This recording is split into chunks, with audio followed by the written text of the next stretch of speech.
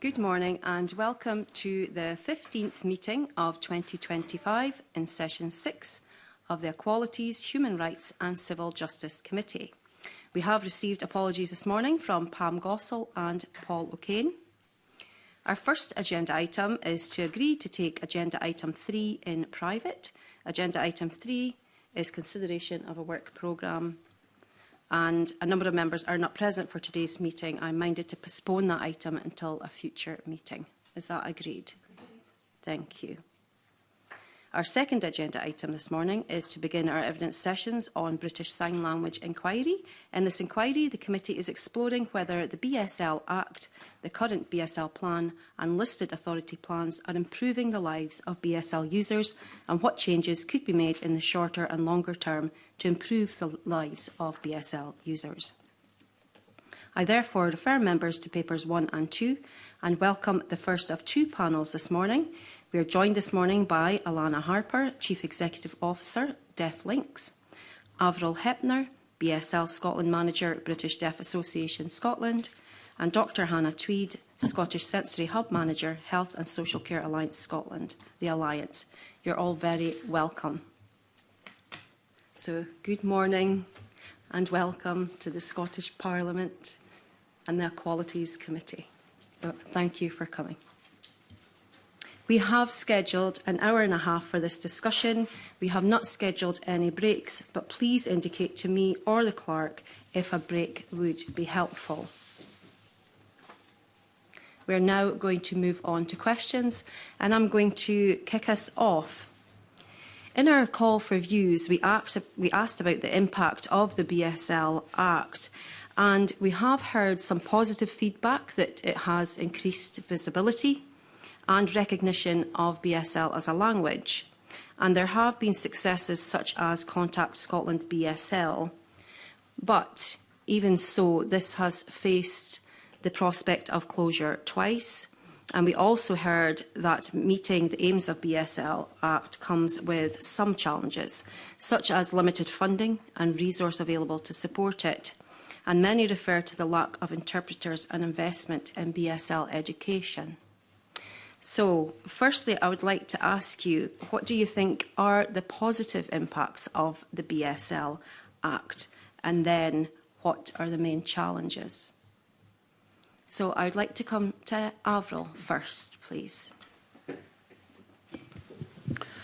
Thank you. And thank you for inviting me along to this committee this morning. I'm here representing the BDA, Scotland and the deaf community. So, the impact, I would say the biggest impact when we had the BSL Act in Scotland, that was the biggest impact, having it here. We were a fantastic role model for the rest of the UK and the world.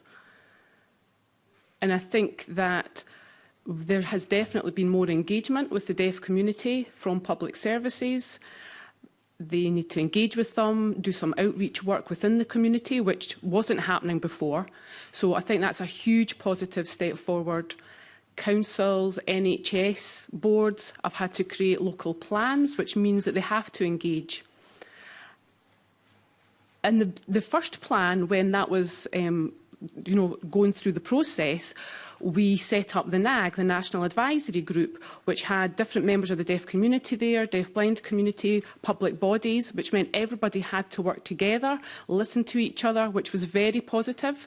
There was a diverse representation from all the communities, like from deaf people. And I see that as a huge positive impact. And it also made the whole plan a lot more visible. People knew what was happening. Another positive aspect had been Nicola Sturgeon when we had COVID and we had those daily briefings. She had interpreters with her every day, and that made a huge impact to the deaf community and for the visibility of BSL within Scotland and the UK. It kind of opened up more doors for deaf people to be included in work, for example, here at the Parliament and within Scottish Government, within universities. Opportunities for deaf people in employment definitely increased after that. So that's a huge, something that we really need to celebrate. There's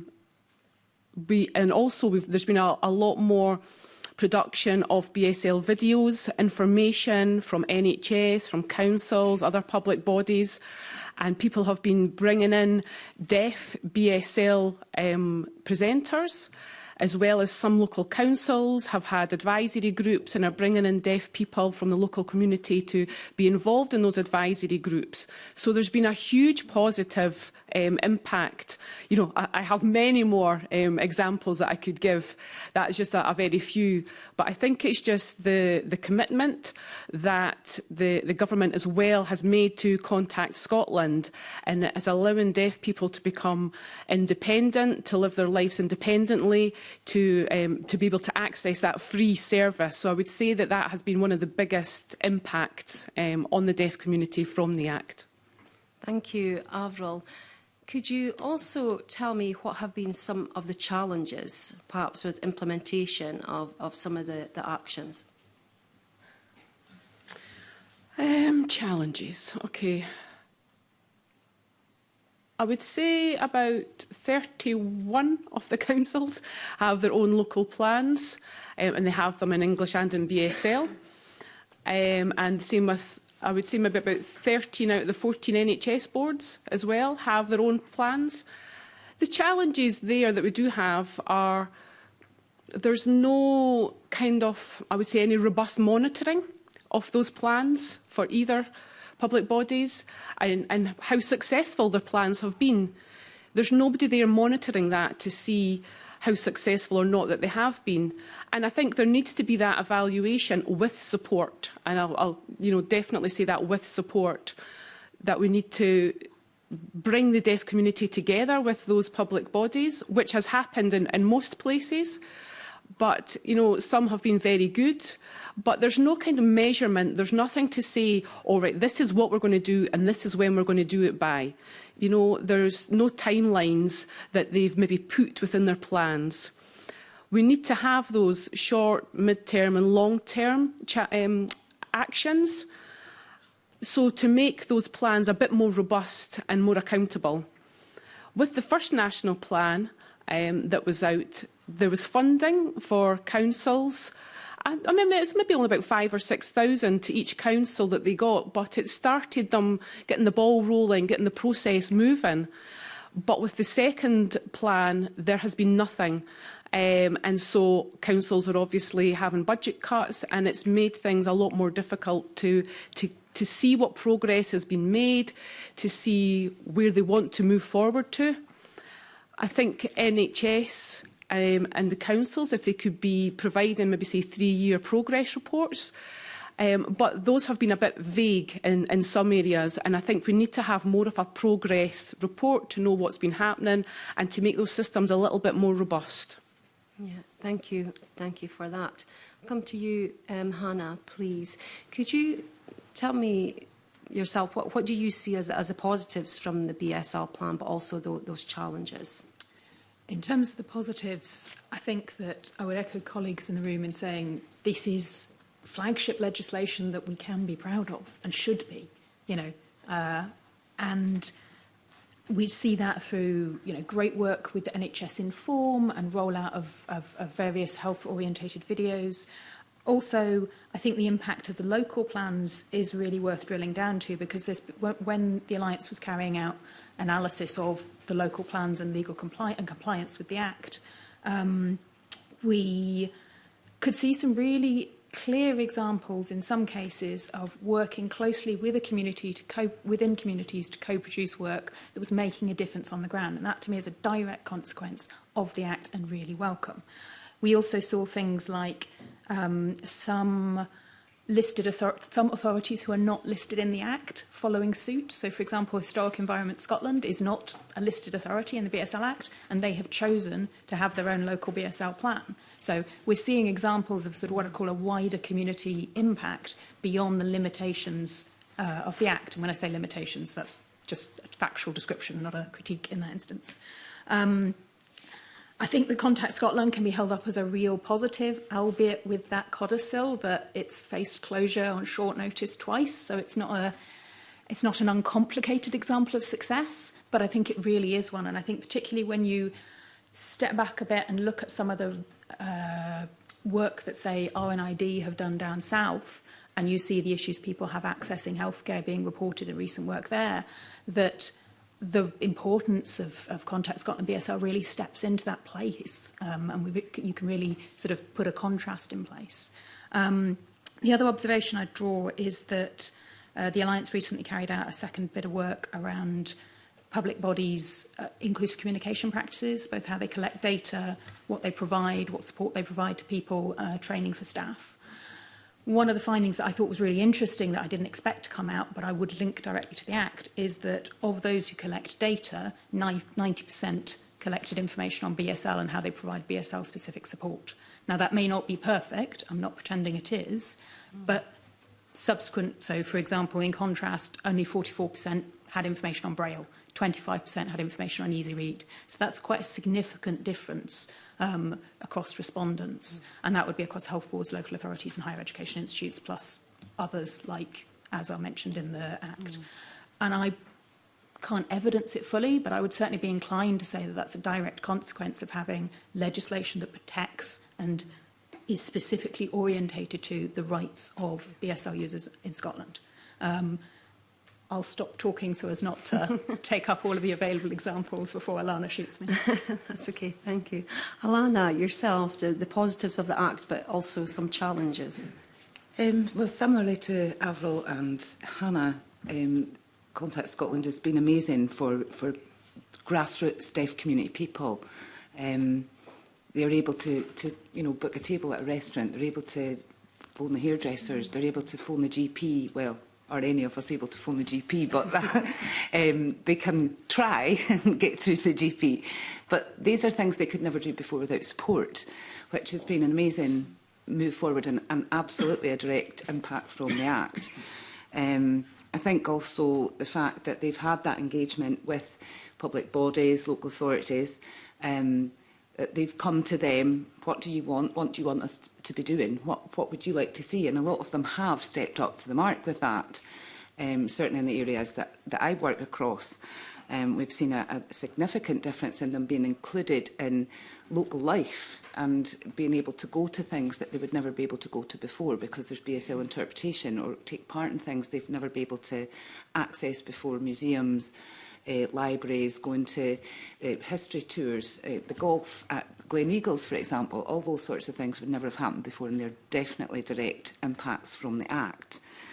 The challenges that we see as an advocacy organisation predominantly is that, like Avril said, there doesn't seem to be a robust monitoring or accountability for the local plans.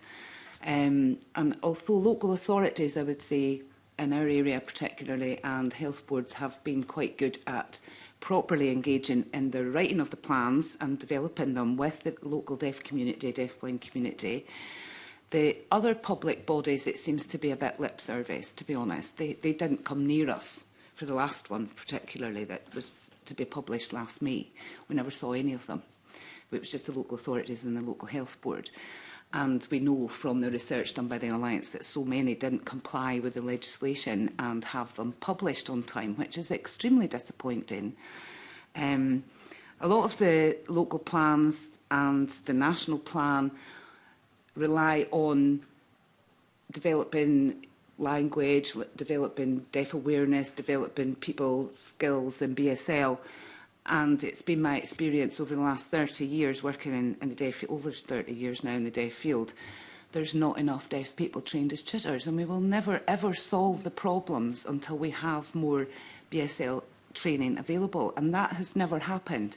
It's happened once in my career when CityLit came up, probably about 1995, and did a training in Scotland, and there was 12 places for BSL tutors.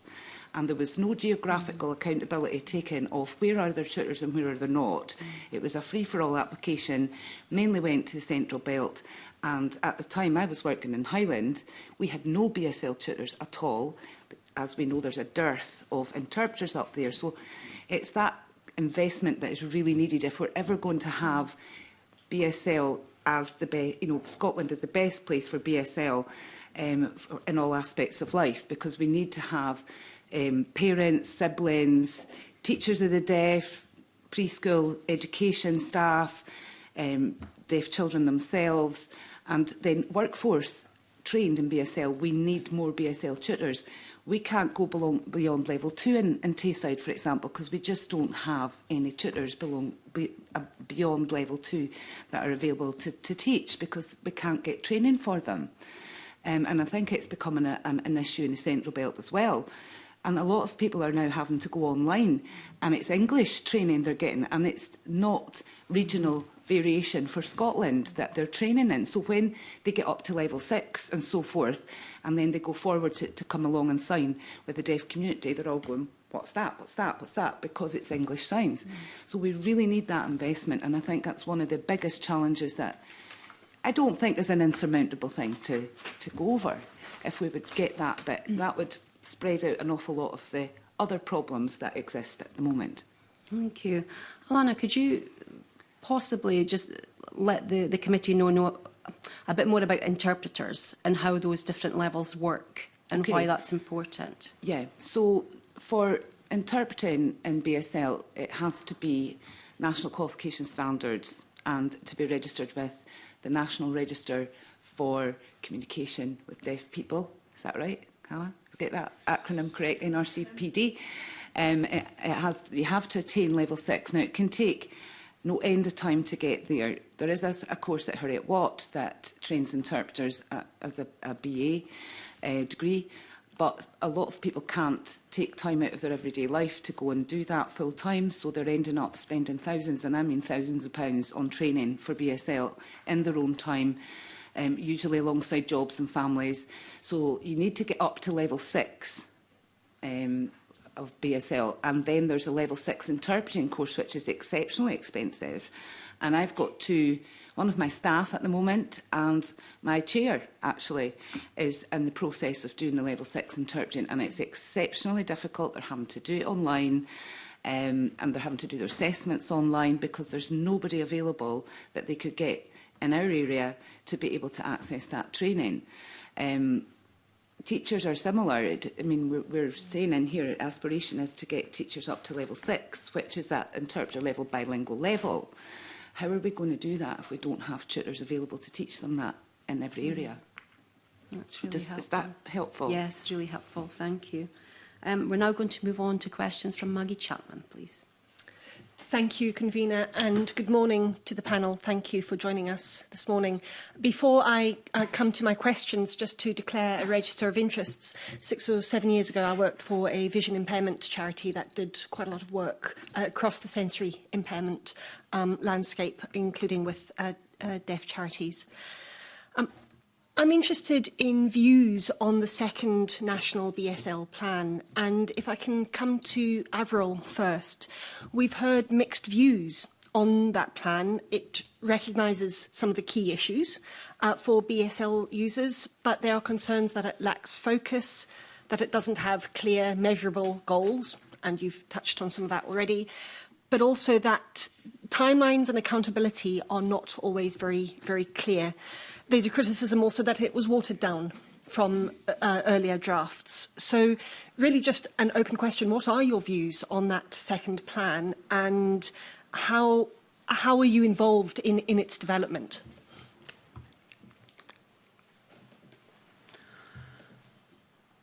To be fair, I do want to praise the Scottish Government for creating the draft plan originally and then asking the deaf community through consultations. It wasn't like they were just making the decisions, on their own. So BDA Scotland covered the whole of Scotland as much as possible to deaf clubs and within the deaf community, providing them with the draft and giving them that opportunity to give their feedback. But in the first plan, there was 70 actions, which was obviously quite a lot. There was a lot more structure to it. I think because the NAG had been involved within the first plan. The second plan, as we say, has been a bit more diluted. There was only 45 actions. Maybe the structure, I would say I would have preferred from the first plan, the structure. Within the second plan, there seemed to be a lot of actions that were missing. For about young people, there was more of a focus in the first plan. This time, there doesn't seem to be so much.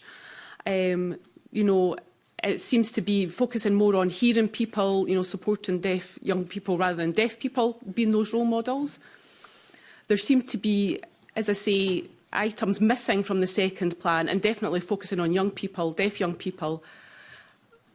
The first plan, as I say, had more actions relating to that. Other issues that were maybe missing was obviously qualifications for teachers that we have mentioned, the teachers of the deaf. Not people teaching sign language, but teachers of the deaf who are teachers, working with deaf children. And there was no, training for teachers, learning BSL. And so, we really need good quality deaf people being teachers, or the hearing people with a high level of BSL being teachers as well. But again, the structure of people to be able to achieve that is missing. And the 1+2 language programme that is, within education, that is missing from the second plan. So, which is quite concerning. And from the feedback from the deaf community, those were some of the things that were raised, and we were asking the Scottish Government why they were missing from the plan, but still are not clear as to why they are not in that plan. It would also be good if we had something similar to the NAG, like a NAG Part 2, to have that group to either to review what's been happening and getting the views from the deaf community. We also have teachers within schools, but we need to be looking at the health and well-being as well of deaf children. There seems to be gaps there, and also within employment. As I say, those kind of actions seem to be missing off the second plan. For example, in A&E and the fire service and the ambulance service, in the first national plan, there was actions relating to those services, but they aren't in the second plan. So it makes it a bit more difficult for deaf people to access those services, in a time of emergency, because there's nothing there to specify the training that they need to do. And we need to know, it would be interesting to know why those actions were missed off the second plan. Have they been achieved? Is there a reason why they're not there? But there's been no feedback to say why. As I say, I know the first plan had 70 actions, and it was an awful lot to achieve. And we do have a second plan, which is early days. It's just last year that it was released. So we do have to allow some time to see how things, progress. But it would be really interesting, excuse me, to know why a lot of those actions were missed off the second plan that were on the first. Thank you. So you've spoken about teachers, about other public services that don't have the facility, the BSL facility. Are there other areas where you think measurable goals or specific outcomes would be beneficial? And are there things that we can get into? As you say, the plan, it's in its early days. Are there things that we can get into it at this stage?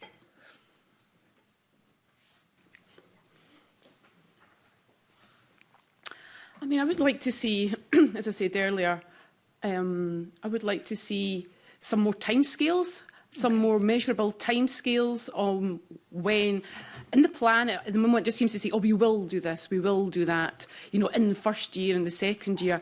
But it would be really useful for the deaf community to have a bit more relatable timescales, and also to have more contact with the public bodies, because we don't want to see at the end, all right, we've achieved this, but we'd like to have maybe progress report. And the BDA Scotland have been doing some research into care homes, for example, nationally within Scotland, and certainly those with deaf people with dementia. And we have done some research and produced this report and toolkit. And we have short, mid-term and long-term goals, which are very clear. And we would like to see similar with the second plan, to give some targets that were very clear. And I can leave these productions with you. I think I'm concerned with the second plan, again, young people, but older people in care homes. There's not much in the second plan about older people within Scotland. There's also a UK-wide problem, but, you know, residential care and the National Care Service that's been mentioned as well is very vague. We need to have a bit more robustness to this because it's a huge concern as an ageing population for deaf people, you know, having these services available to them as they get older. Thank you. My final question for you, Avril, is around that NAG. Do you think it would be feasible for that to be part of the sort of supporting of the second plan as it goes through? Could we establish NAG Part 2 now and have it make really robust and important interventions in the second plan?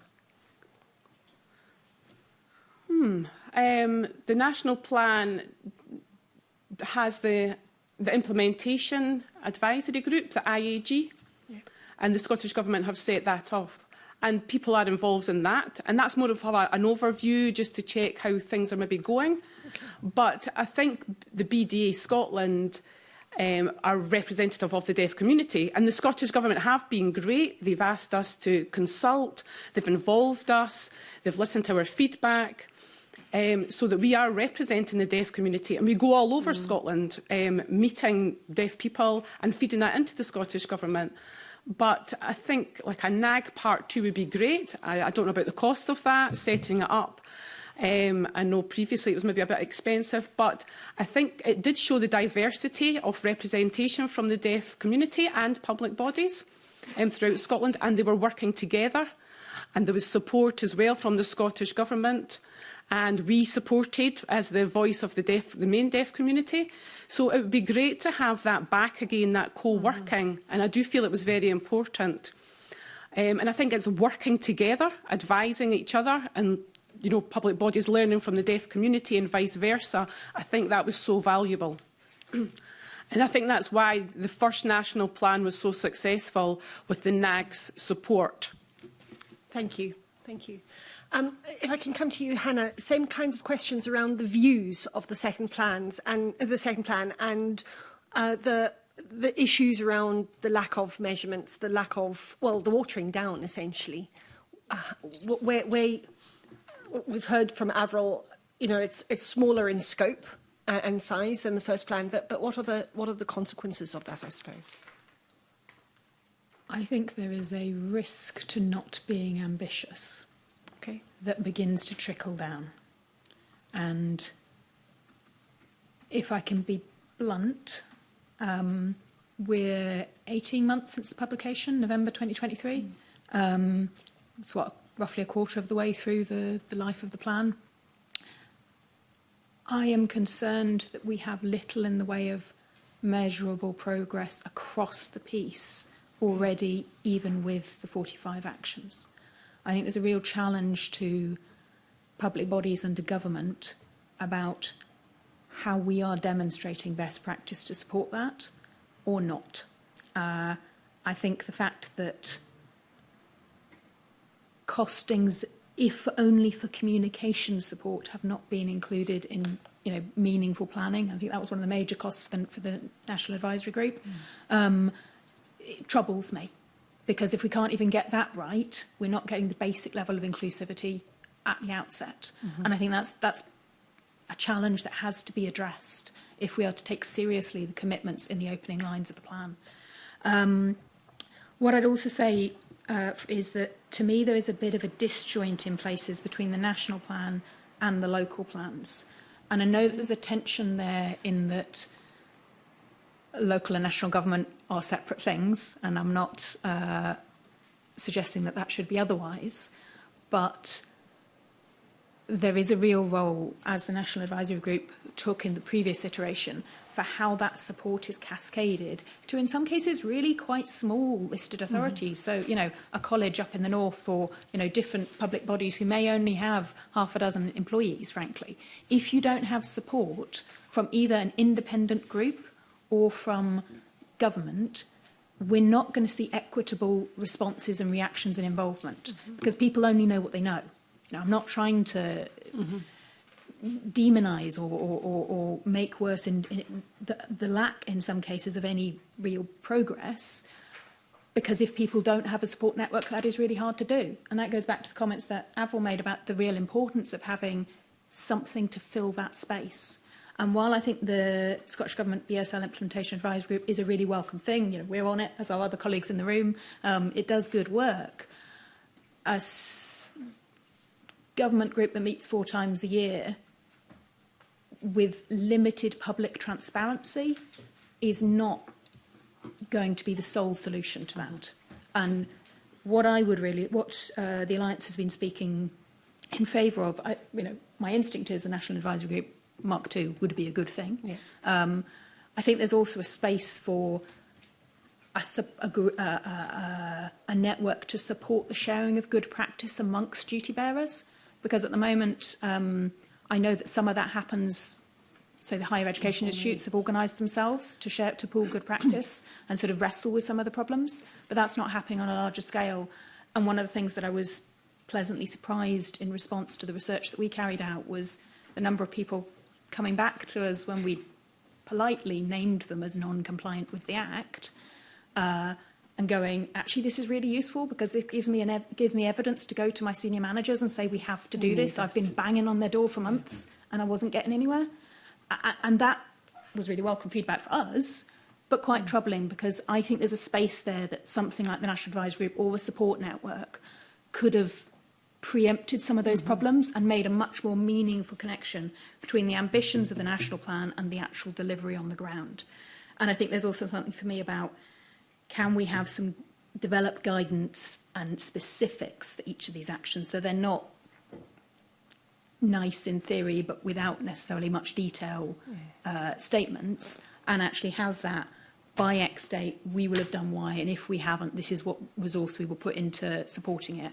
And that may be about percentages of numbers of uptake, that may be about regional spread, that may be about mapping exercises to identify where there are BSL language cafes for people to practice and learn language for family members, and where there are gaps. And so it's about identifying that, because that is progress of it's not about an immediate fix, it's about working out how to be strategic about the resource available.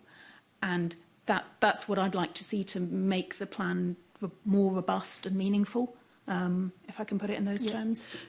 That's really helpful, Hannah. Thank you. I suppose my follow-on question from that then is, are there things in the plan that kind of need to happen first in terms of the priority? And so I know there's a sort of, broadly speaking, this will happen first year, second year, and so on. But are there things that need to be prioritised in that mapping, in that sort of analysis of what's missing where, how we are strategic about it? So I'm going to give my feeling on that is that I should not be the one answering that question. Okay. That the answer to that should be something that is proactively put to the deaf community as co-production, because I don't have the right to give that answer. Sorry to be blunt, but I don't know that that's systematically happening. And I think that's where the proposals elsewhere in the room would come into, because actually something about prioritisation. I can tell you what I think, but I'm not sure that that's actually the most helpful response. Sorry to... No, that response is very helpful. So, because I think one of the challenges we have is that sort of disconnect almost between good ideas happening, but the consequences actually not necessarily being that meaningful. So that's really helpful to hear. Alana, can I come to you? The same kinds of kick-off questions. Your views of the second plan, of how where it's good, where there are gaps or issues, and that point about it having been watered down. Not only just having fewer recommendations, fewer things to do, but the watering down of those. I know that when Avril came out, or her staff came out to do a consultation on the draft, the local deaf community and deafblind people within that were pleased with what the main headings were and what the plan was to go ahead, and they were quite disappointed when they saw the final version that a lot of it had been taken out. They were very disappointed that there was no, as both Hannah and Avril have already said, robust, measurable accountability actions there that could be said, well, that's been done, and they've done it by then, and so forth. Deaf people are very practical and like to see things done in a practical way, or in, you know, black and white. It's, has it been done or has it not been done? So wooliness doesn't go very well with the deaf community, and I do think that a National Advisory Group Mark II would be very helpful, particularly involving people from a grassroots level who are experiencing being a BSL user in Scotland every single day of their life, in every aspect of their life. And we work with them every day in our service, and they're accessing all services. So we see a broad spectrum of how the national plan may or may not be working. I think, as Hannah said, it does lack ambition. And I think the deaf community have kind of got a bit with it, because it's, when they saw the draft, it looked, right, OK, we're moving on now, we're going to get to the next level, and this is looking good, and we're going to be more visible, and there's going to be more support for us as deaf people within Scotland. And then they saw what came out, and they were a bit deflated, and it was kind of like the consultation fatigue that they get with everything else, where people come out and ask them stuff regularly and say, oh yes, and they listen, and they say that they're going away to do stuff, and then it doesn't happen. So they just get and fed up with it, and kind of sit back and go, oh, well, you know, we might as well have expected that, because that's what they've been used to their entire life. It's that attitude they've had from the hearing world their entire life. It's like, oh, well, you don't really matter. So it kind of smacked of that, I think, when it came out. I know from the feedback we've had from the community that education for them and ensuring that deaf children have access to their language from birth is something that also came out when the BSL bill was looking for evidence. That came out in spades. That was the highest thing they were all talking about, and I hear it every single day from deaf adults that I work with on a daily basis. They never want to see deaf children go through what they've been through ever again. They don't want another generation suffering the way they've suffered, not being able to get jobs, not having an education, being treated like second-class citizens, not being able to access the hearing world in any way, shape or form, and have their life chances reduced because they're deaf and they use BSL. And that came out in spades, and that is still there. That is of paramount importance, especially to deaf adults. They don't want to see other deaf children suffering. And I think more so now that they can be seen as half-hearing because they've got cochlear implants. And the deaf community are worried about that too, that there'll be a reliance put on that. And their identities as well, because a lot of these children are growing up into adulthood, and they've seen that, well, we've certainly seen them coming in eventually to the deaf community because they've just felt lost. They weren't hearing, they weren't deaf, they were drifting around, they didn't have any kind of positive role models. And then when they come in to our building, and quite often as volunteers on work experience into our cafe, and they see other deaf adults, and it's like, wow, this is actually people I can identify with, and it's been like a revelation for them, and hugely helped their mental health. So there's a lot of that that's missing, I think. But again, it's the whole factual accountabilities and actions that can be measured and followed and said, yes, we've done that, or we've not managed to do that, but this is how we'll sort that. That's what they would like to see. And I think the MAG would go a good bit to fill that gap, a Mark II, that does involve grassroots deaf members, because, as I say, they're the ones taking it in the face every day. Yeah. Thank you. I know Avril wants to come back in. Thanks, Alana, for some really good points there, and I think it's key when we're looking at education, looking at deaf children and within the deaf community. Education has been the key priority for them throughout, the whole process that we've been going through. Most deaf children are mainstreamed in mainstream schools now. They can be the only deaf child in a school. We're looking at the 1+2 language policy within education, but we need to look at deaf children and giving them the opportunity to have know their identity, know what community they belong to. What journey are they going to be on? And as part of that transition from primary to secondary onwards, they need to know what's available to them. we have a transition project at the BDA. We work with children to show them, you know, maybe some of the gaps that they've experienced throughout their lives. We've got deaf role models so that they can look up to somebody. You know, they've maybe not seen any deaf role models or anybody within schools. In a deaf school in Glasgow, they have deaf teachers and deaf role models. And so it means that the deaf pupils can see, right, OK, I have got some life choices. You know, they can see what routes there are for them to progress to in life. But children that are in mainstream schools maybe don't have that identity and struggle. Obviously, with health and mental health and well-being, we need to have some more support. Within the deaf community, I would say things are getting worse. There's just not enough support out there for people. I know that mental health is an issue all over, but I think it's maybe double or triple because of the access issues. And there hasn't been that maybe access to good education and to have that support. You know, there hasn't been the support for parents to learn to sign when their children have been diagnosed, so that they're picking up that language early on, which means that they are able to do well at school and have a job. So people's mental health have been affected, and there is knock-on consequences, you know, from being a child right through to adulthood because of that. Thank you.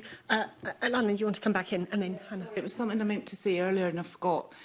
With regards to a lot of the stuff that's in the new plan and the ambitions that were there from the previous plan, we used to see quite a lot of involvement groups locally within health, within local authorities, strategic planning groups that involved the deaf community, and they all fell off at COVID. And a lot of them have never restarted. And a lot of it has been, oh, well, you know, we can't manage on Teams, or we can't do this, or we can't do it that way for getting interpreters and so on. And they've just fallen by the wayside. And a lot of the local plans now that have tried to map themselves to the new national plan have also said they're going to do this. But we're, as Hannah said, quarter of the way in, and we're not seeing any evidence of that on the ground. Okay. And that's disappointing, because I think in the first plan, that made a huge difference, having local people on these groups and advisory groups to try and improve services within these public authorities. And that has just disappeared. Okay, thanks. I know Evelyn wants to come in about some of the local plans, so you can delve into that in a little bit more detail. But Hannah, did you have anything else to say on? It was following up on the point around education. Yeah. 2 points. One, to highlight that this is also a period where we're seeing increasing issues with the workforce around qualified teachers of the deaf. A number of local authorities where that provision is being reduced or made peripatetic, so fewer hours available for individual students. And the impact of that is huge. The impact of that is potentially lifelong if people are not able to fully access language and education, and what that means. I think there's also a sort of complicated challenge for me around an example like the Education Scotland Bill, where it's really welcome that now it's proceeding to stage 3. BSL medium education has included that, and BSL learners, and that's great.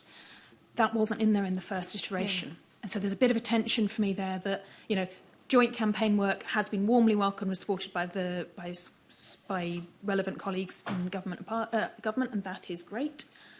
But where's the role of the national plan in following through to other areas of legislative development to go, are we thinking about BSL users?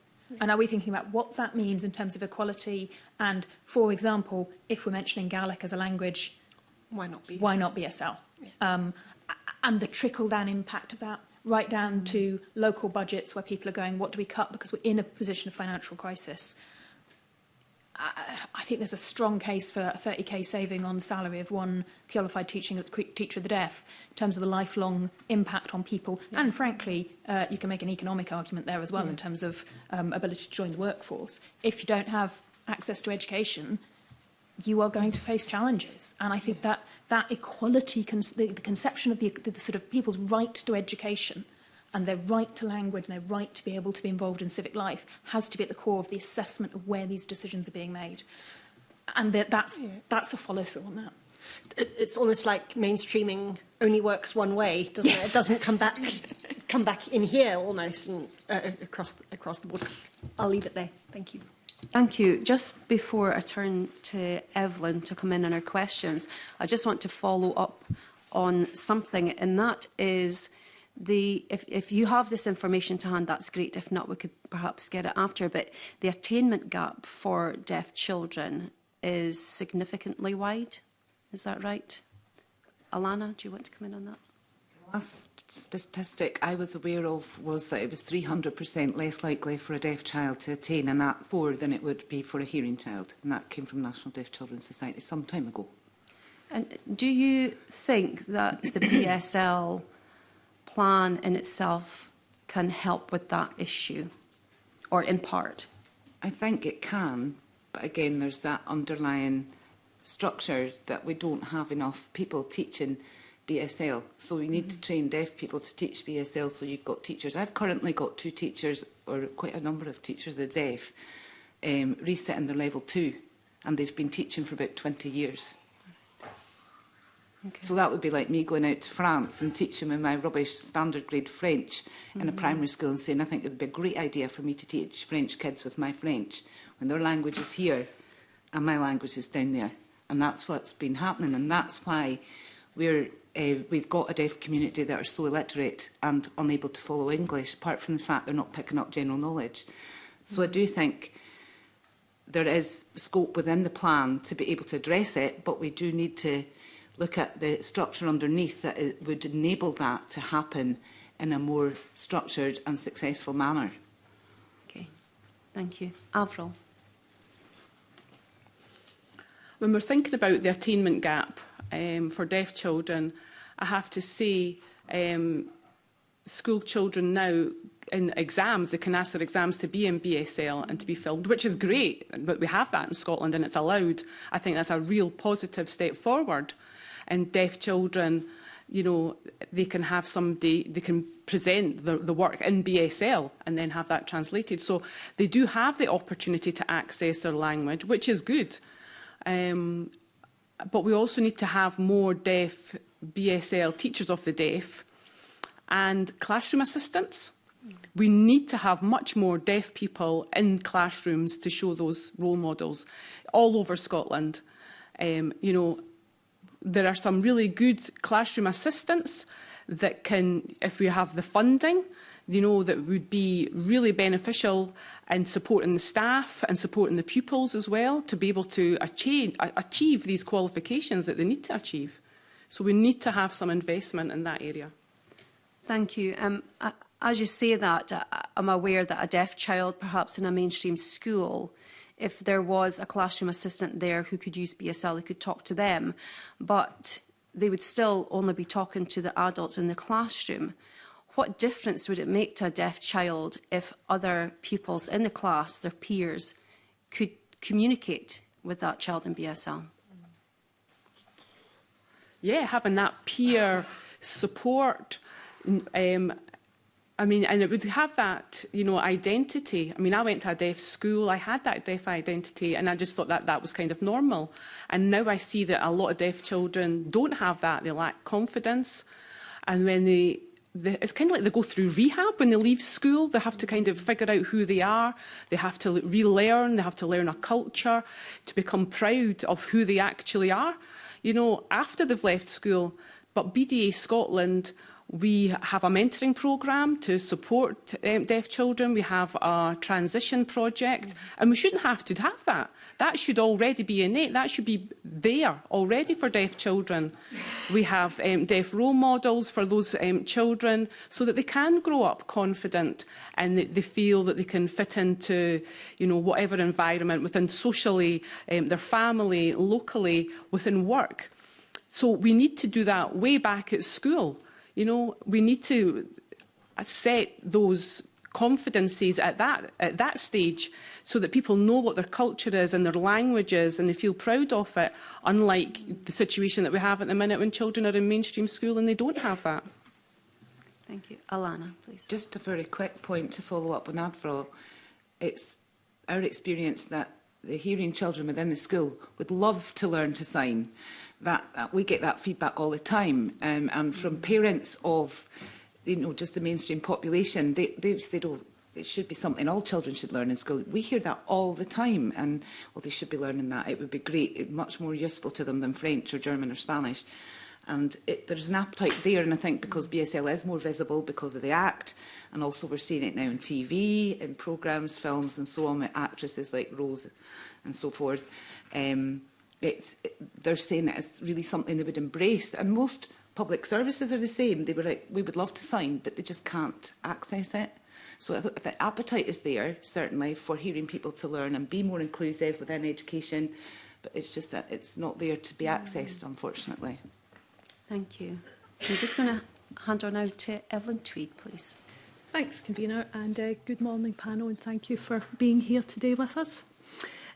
My questions are around local BSL plans, as Maggie said earlier.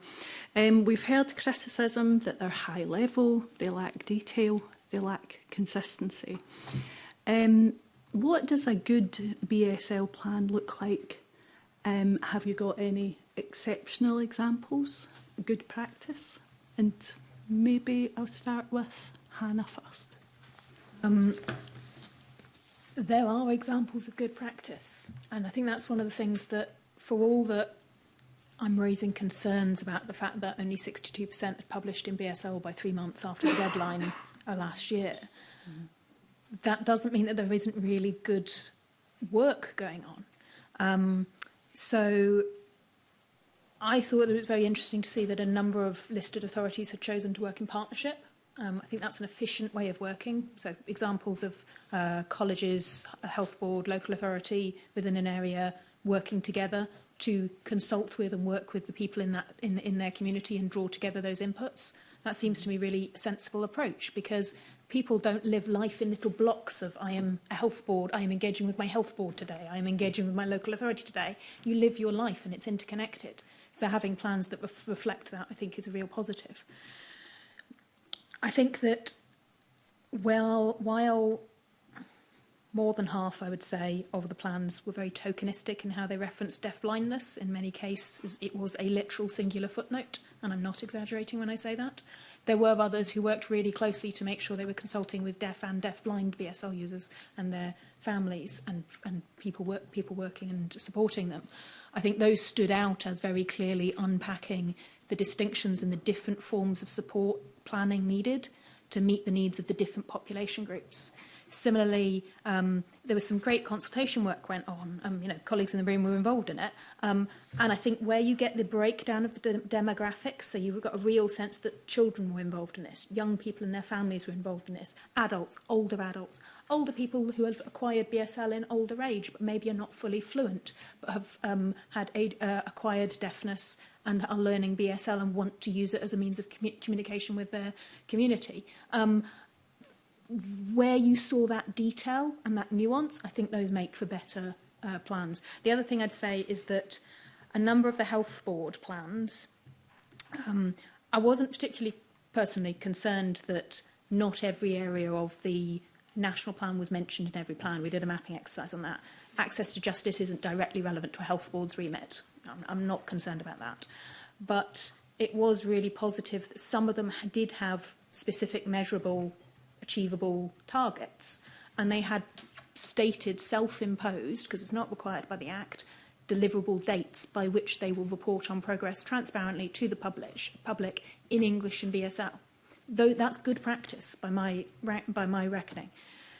Whether that happens is kind of a separate conversation, but I can respect someone who has gone, a group who have gone to the detail of going, we've consulted, we've worked out what people want, and we're stating that this is when you can hold us to account, and this is what we will aim for.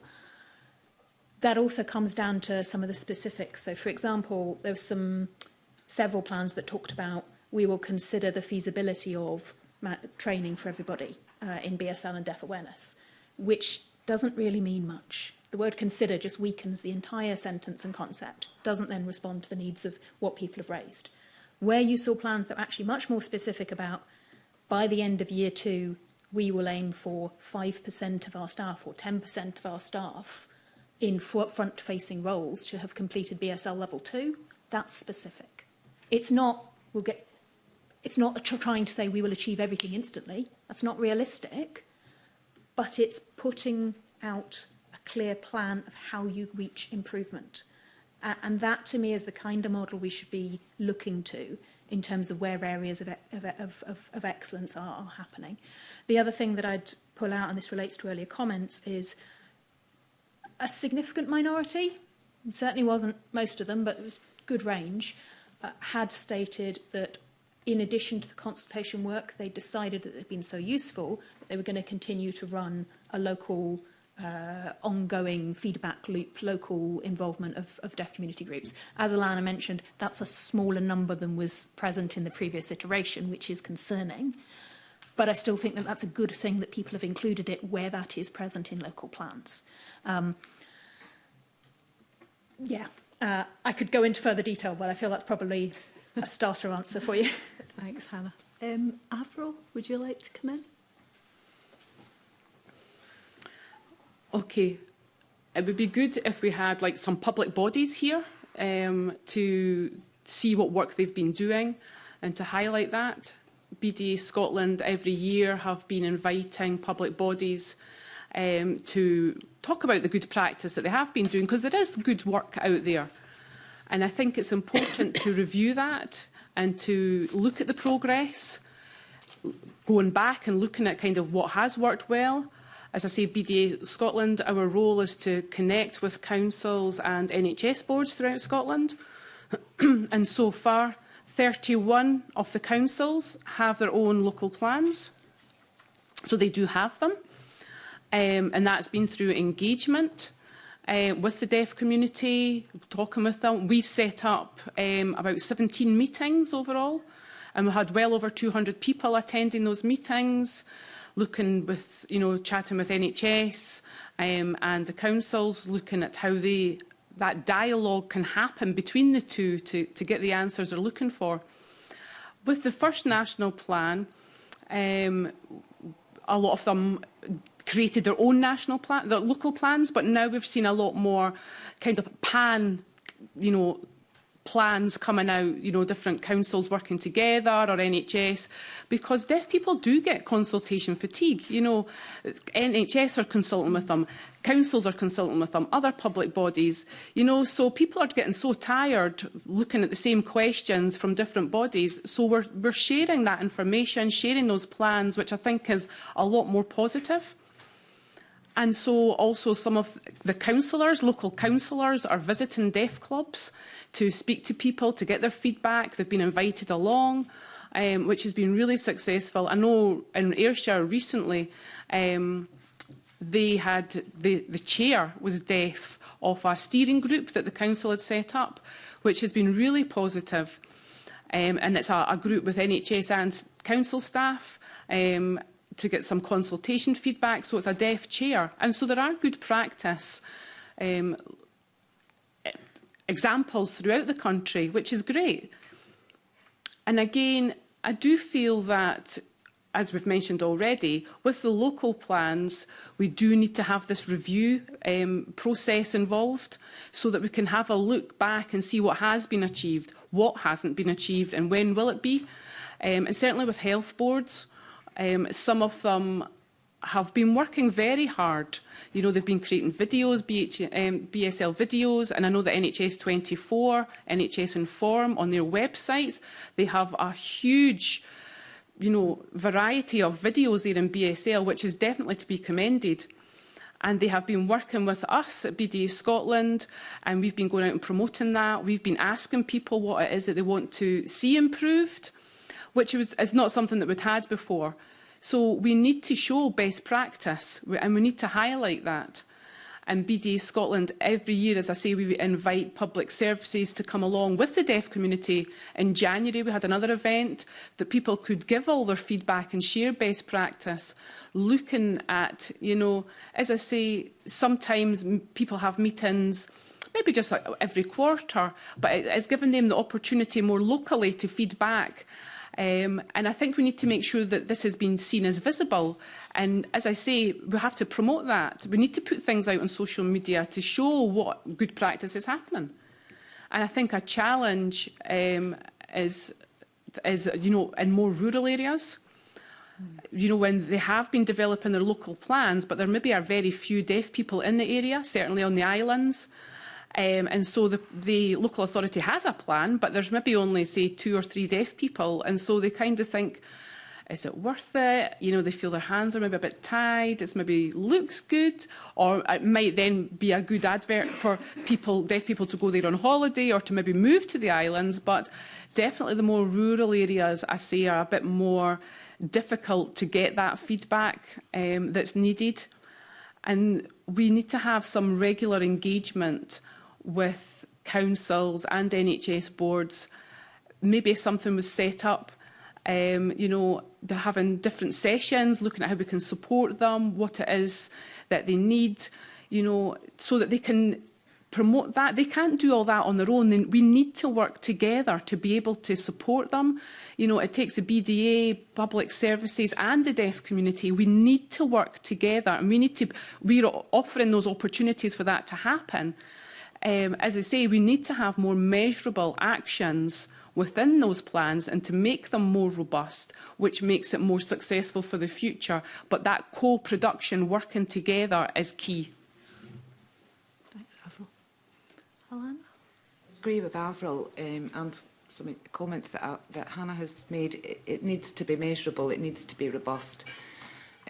Those are the ones, the plans that have got some teeth to them, because you can actually call them to account and say, well, when are you going to do this? But an awful lot of the local plans were very woolly and not very specific in what they actually really were going to do, because they were using woolly words. I know that, for example, all the local authorities in the last national plan in the Tayside area, they came together. And with the NHS Tayside, because NHS Tayside spans the 3 councils of Dundee, Angus and Perth and Kinross. So they came together and sorted their plans out and did their consultation all at once. That didn't happen the second time around. NHS did their own one. Angus and Dundee kind of tried to work together, and then Perth kind of did their own thing. But whereas we've seen last week, for example, the Equality Officer from Perth and Kinross came over and met with the deaf community to ask them, how do you think we're doing with our BSL plan so far a year in? What do you think? Is there anything we need to change? Is there something we need to improve on? And that is exceptionally welcome. And having that relationship with a local authority and the Equality Officer there is hugely beneficial, and it develops that relationship of trust with the deaf community, that they're actually listening to us, they're actually doing something. Then on the other side of the coin, Angus Council had that, and they had that relationship with trust with their Equality Officer, but that post has now been got rid of in restructuring. They no longer have a senior practitioner for equality and diversity in Angus Council. It's just been diluted into the further staff, and it's like extremely worrying. What's going to happen to the BSL stuff in Angus, for example, which was worked on quite hard and so forth. So the follow-up, I think, is very important, and that would be good practice. I think, obviously, local authorities and the local plans, the authorities having to develop the local plans are all challenged with economic times and budgets and so forth, and as colleagues have mentioned before, it's often the one that they'll think, oh, well, there's not that many people that use BSL, so could maybe just cut that bit out, and that seems to be something that does seem to be happening. As I said earlier, definitely local authorities and health seem to be on it, and they've published their plans and been very engaging with the community. We have the grey area of the health and social care partnerships, which span both, and then where are they accountable, which sometimes is a bit of a grey area and difficult to actually say, right, well, are you doing that? Oh, well, that's not our problem, that's the council's problem. Oh, that's not us, that's health. Because they're not a body and they don't have to produce a plan. And then we have the other public bodies that are required to do plans, and they haven't consulted at all, or they haven't bothered with anything, and even when they've been poked in the ribs, there's nothing. For example, Oscar. I've got a real issue with Oscar at the moment, because there's a whole load of charity law changes and the deaf community are totally unaware of it. And I have asked them on many occasions. I've been down in their offices before COVID and met with them and said, what are you doing about your accessibility? And that was in Plan 1. Oh yes, we're going to try and do something. And then there's still nothing and nothing and nothing. And that is challenging. And for the deaf community it's challenging, because they could be held up for that and they're just blissfully unaware because nobody's given it to them in a format they can understand. So there's a lot of bits and pieces that go along with the practice that's good, that could be mirrored through other, from other public bodies that need to produce their local plans, and that publicising of it on social media and maybe that robustness coming from Scottish Government and having that accountability would help to ensure that that good practice is replicated throughout other public bodies that are perhaps not as obvious as your local authorities and your health, that would be your go-tos that everybody would know about, if that makes sense. Mm-hmm. Come back. Just to add to that, I mean, I've been involved in this work with the Scottish Government and the BSL Acts for at least the last 10 years, and it's been great to see how we've been able to influence the Scottish Government as well. But some of the local authorities, it's difficult to know who's leading on the plan. People leave, their staff changes, things have been handed over to somebody else, and it means that we've kind of got to go through it all over again and kind of start educating new people. And I think before, each person had a BSL lead in each local authority, but then that person left, they weren't replaced, that, it became very difficult to know who to follow up with. And we still, we doggedly tried to do that, but it became increasingly difficult. And I do have to say, for some of them, of the listed authorities, for example, people who are not, like, as I say, local authorities, but the Food Standards Agency, for example, they have been very mindful. They've been contacting us. We've been working with them, and we've advised them on what they should be doing. Best practice would be for them. So I think their website is a fantastic example of that. The videos that they have, the Children and Young People's Commissioner, they contacted us. They wanted a young person to be involved in the videos that they were creating for doing the translation work. So we were able to assist them with that and having a young person doing their videos. So it does show that there is good practice out there. And I think, the Children and Young People's Commissioner, having a young person doing that work was fantastic. And also there's now 2 deaf people members of the Scottish Youth Parliament. So it's not just like on a local level, it's on a national level as well in the Youth Parliament that we have deaf people involved in the advisory group there, which is amazing that, they're able to advise MSPs. So it does show that there is good practice and there's fantastic role models out there. And I think it means that other young people see that and feel, I want to be involved. And it gives them that, as I say, that good role model. I was just going to pick up, my next question was about the rural aspect, and that we seem to have a particular problem in rural areas with providing services.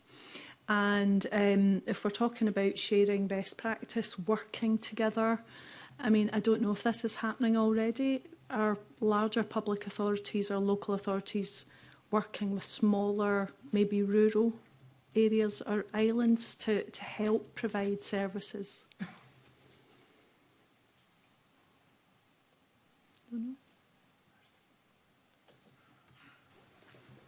I would say in the rural areas it's quite interesting. In the national plan, it talks about transport. One of the themes is transport. And obviously that's key of importance in rural areas, to be able to access information, to be able to travel, to go places, and maybe buses are limited in those areas. So what we need to do is, which has been great, and certainly in Edinburgh, in the train stations and in Glasgow, they have BSL videos, information videos on the screens. But up in rural areas, they don't have that information. It needs to be widespread throughout Scotland. In every station, there needs to be that information. So I think transport is a key issue. And again, like I've mentioned earlier, there's maybe in the islands, there's maybe only a couple of deaf people living on some islands or up in, in rural areas. So having public bodies being able to contact those people, I know that the BDA we have been up to the islands. We've maybe had meetings on Zoom as well to try and encourage people from more rural areas to contact each other, to be in touch, because there is a sense of empathy living in those areas. And the issues that they're maybe having with their councils and NHS areas, they're able to share their experiences and exchange what they know. So, for example, up in Aberdeen, they had the deaf community there. There is still, although it's a rural area, there is still a strong deaf community, and they were able to feed back to councils and NHS boards, or if they were asking us who to contact, we could signpost them who to contact. So it is a rural area, but there is a more local deaf community as well. And the finance of that, within the communities, they are small communities, but it's joining them up and letting them exchange that information and letting them know that they can do that, I think is a key to moving forward. That's me, Convener. Thank you. Tess White. Thank you, Convener. Just following on this theme of rural, and I'd like to touch upon what Avril said about Aberdeen, but also your experience, Alana, with your in terms of deaf links, covers Dundee, but also Angus and Perth and Kinross.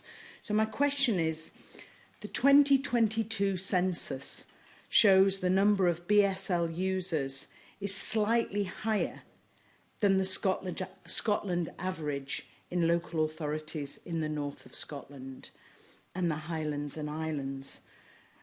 You've talked about the challenges of not having sufficient teachers, not having sufficient trainers, but is that the main challenge that you find in your area in the North East? I think, as Avril had mentioned, transport is a big issue. In the rural areas in the North East, it's a lot less frequent, and sometimes you can't get from one town to another. For example, in Angus, you can't get from Forfar to Carnoustie. There is no transport that takes you that way. You would have to go to Arbroath and then come all the way down to Carnoustie. So there's folk up in the Glens that we deal with. There's people away out in Comrie that we deal with, way up to Pitlochry, down to Kinross. And for them, getting around, getting to meet other deaf people is exceptionally difficult. So transport is a huge issue. And one of the biggest issues that they've had is that, although they've got their pass, their NAC card, they get on the bus, and they used to just get on the bus and tap it and off they went. But now they have to say where they want off. And they have had to say that for quite a number of years. And there's this communication barrier with the driver. And they get really embarrassed, and there's people standing behind them, and they're trying to get out if they've got any voice at all, or they might not have any voice, and they're feeling really embarrassed. The whole bus is looking at them. The driver's getting really frustrated because they don't usually have any deaf awareness training. And the deaf community themselves have met with many different providers over the years.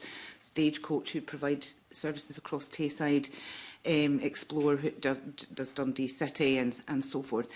And they've said, look, just laminate your route map that you have on your website, laminate it, stick it at the front of the bus, and we can just point and get on. And it won't be just them that would benefit. There's other groups that would benefit from that as well. Have they done it? No. It would cost them probably about a quid for each bus, Simple solutions they have actually come up with themselves.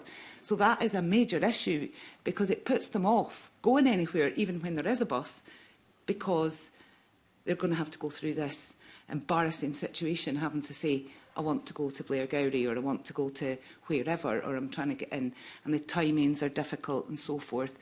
Our staff have, the amount of time travelling that they take to get to these people who are in far-flung areas.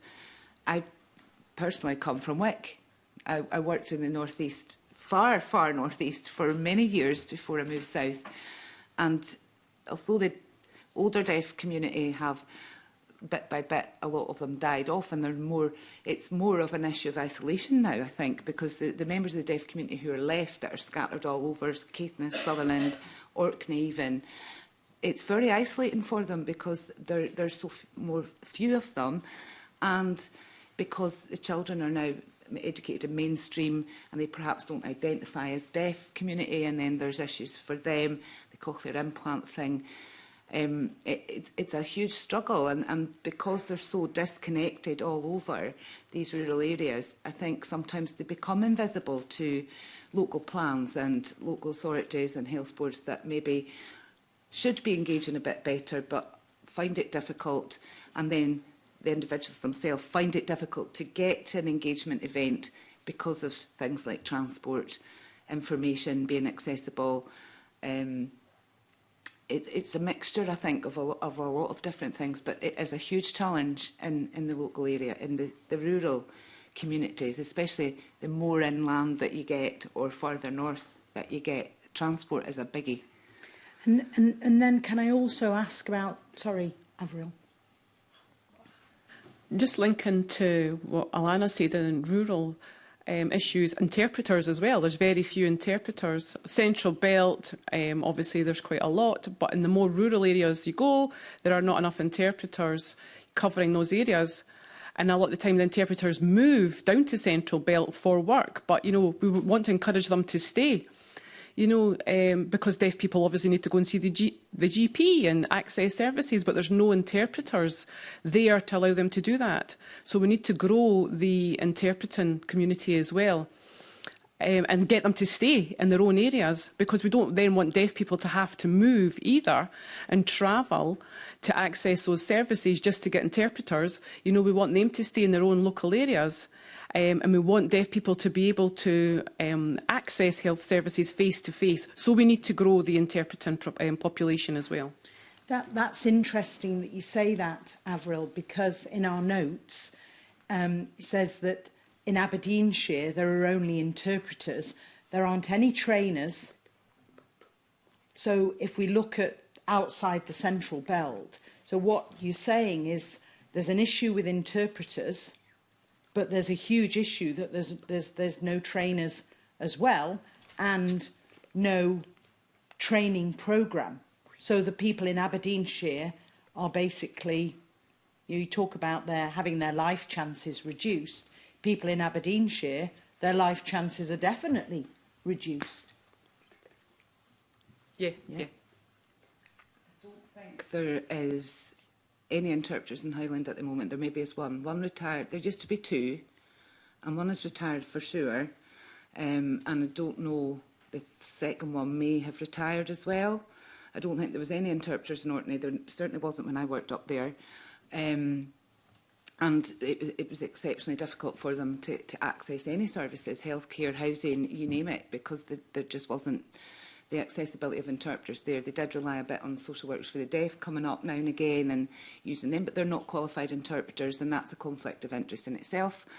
And the transport business was always an issue too, because there was, further north you go, there even less transport available in terms of buses and trains, and it takes forever to get anywhere and so on.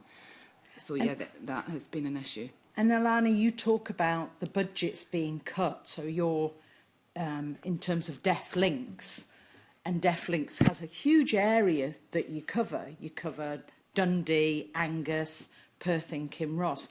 And you've talked about the squeezing of local budgets. If you were talking to Catherine Lindsay, the Chief Executive of Angus, what would you say to the Chief Executive of Angus Council now to help improve things in Angus? Well, she needs to bring her equality officer back for a start. And that is hugely concerning across all the, because deaf people don't live in silos. You know, they've got intersectionalities as well, and having nobody having an oversight of that and responsibility for that is really concerning. But I think they need to, I would say to Catherine Lindsay that she needs to listen to what the deaf community say, and what they actually would like, because often what happens in local areas, and particularly a lot of rural areas, and we've always done it this way, so this is the way we're always going to do it. And the services that they get given to them is perhaps not what they've asked for, or what they need.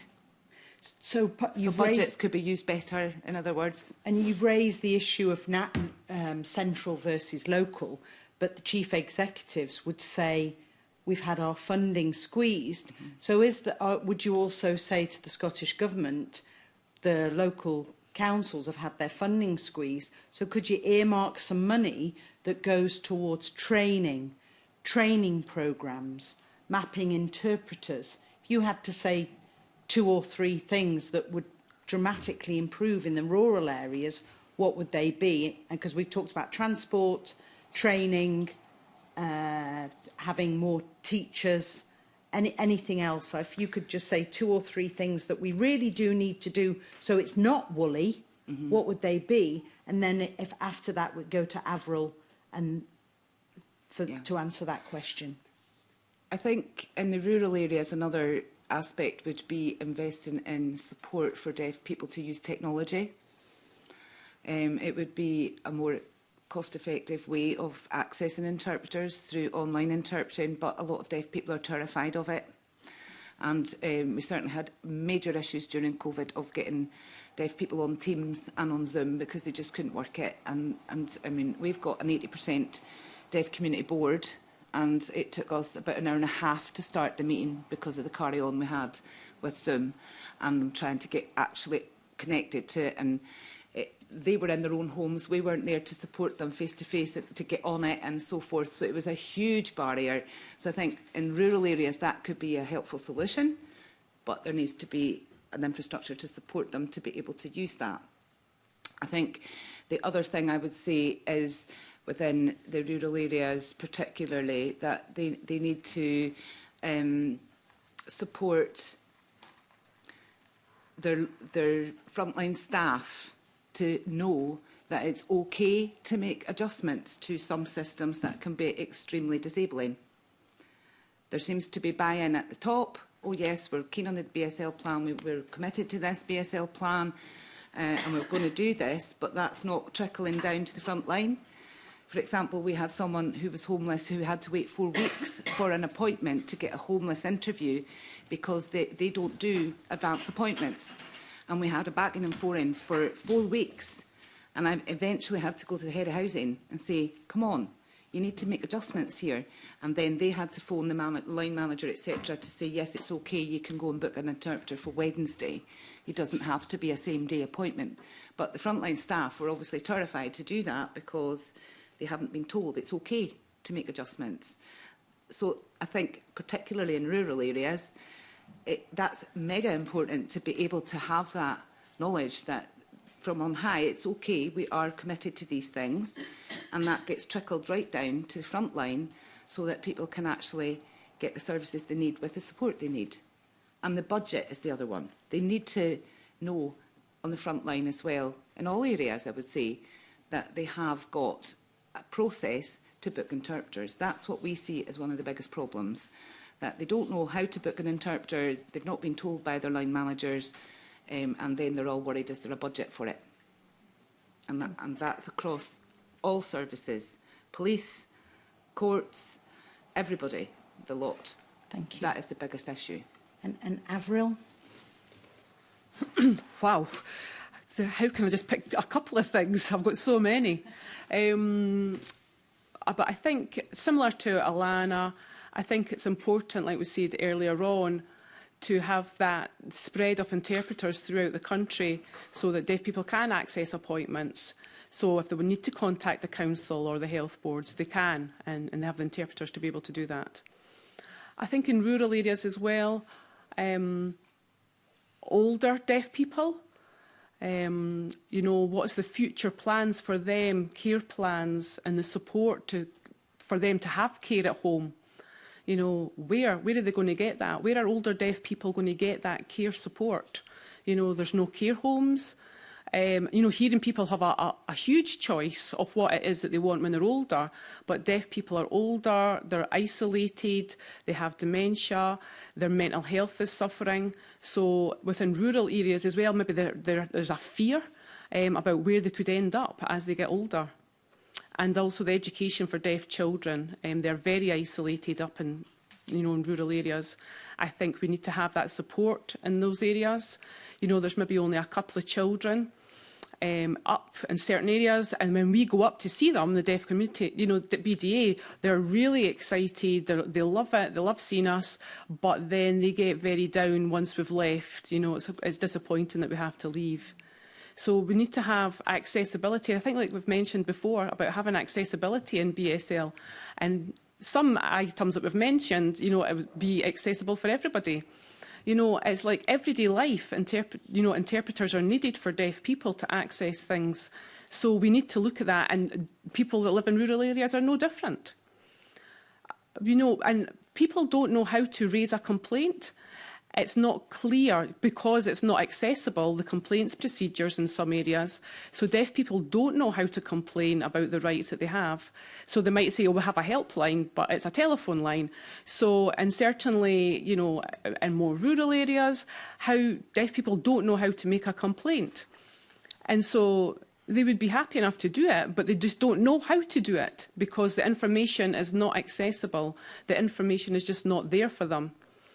And kind of going back to older people within the deaf community, I don't know, as I say, there's no care packages, care at home. People want to stay in their own home as long as possible, but I don't know if that's going to be possible for deaf people because there is not going to be that access to care that they need.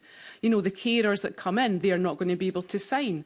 They're not going to be able to communicate with them. So we need to grow the workforce that can go into all different aspects of deaf people's lives so that deaf people can access that. When I think about going back to my father, who was deaf, he did have a care package, and luckily he had a deaf care supporter coming in every day, which was fantastic, and he could access that in his language.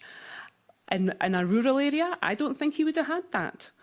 So that is definitely something for us to think about. Interpreters, again, I think we've talked about an education for deaf people in more rural areas. Their identity is, reduced. They just don't know who they are. There's no deaf clubs for them to go to. There's no deaf role models. There isn't that contact. And some of the deaf clubs are maybe going into the schools to see deaf children, and they've maybe thought, oh, I thought I was the only one, but I'm not. And it's been so good for them to be able to see that and have those role models. So I've got many more that I could give you, but I know that time is precious. So. Indicated you wanted to come in. Second, what's already been said around interpreters, the other thing that I would highlight is our social care systems, even at assessment process, are not currently designed to support, and that hits people in all areas, and particularly where there is already an interpreter deficit. We've recently carried out work around dementia assessment and referral pathways for considering whether people are being considered as their sensory communication needs, and it's not built into an awful lot of current practice. The other thing that I think is probably also worth flagging is we're seeing increasing numbers of people in older age who are experiencing dual sensory loss. So they'll be deaf and then have acquired, they'll be becoming deaf-blind. And I think that that's something that is exacerbating the isolation that Avril is highlighting, and is something we will see more and more of with an ageing population, particularly considering, although there are specific recommendations in the national plan, there's very few organisations able to offer that support. Only a handful. They do excellent work. I know you're hearing from Deafblind Scotland later in the processes. There's some superb work going on, but it is not available to everyone in all parts of the country, and I think that has a particularly high impact on people in rural areas. Thank you. Thank you, Convener. Thank you. Avril. Can I just add to that? When we're talking about interpreters as well, we need to have maybe specialist social workers for the deaf as well. We've seen those numbers reduce greatly, and deaf people in rural areas are not able to access social workers, or they can, but they aren't able to sign. So we need specific social workers for the deaf. We used to have quite a few, and now we have very few. So I think that is definitely something that we need to be looking at as well. Yeah, thank you. We'll now move on to questions from Marie McNair, please. Thank you, Convener. Avril, you raised a lot of really helpful points that the committee will raise with the Scottish Government. But I'd like to give you that opportunity to ask if you get any further issues that you'd like to raise that would help improve outcomes for BSL users across the whole of Scotland.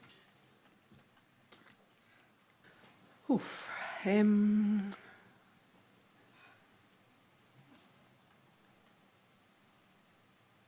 I think the time frames, we'd like to see some kind of measurable progress.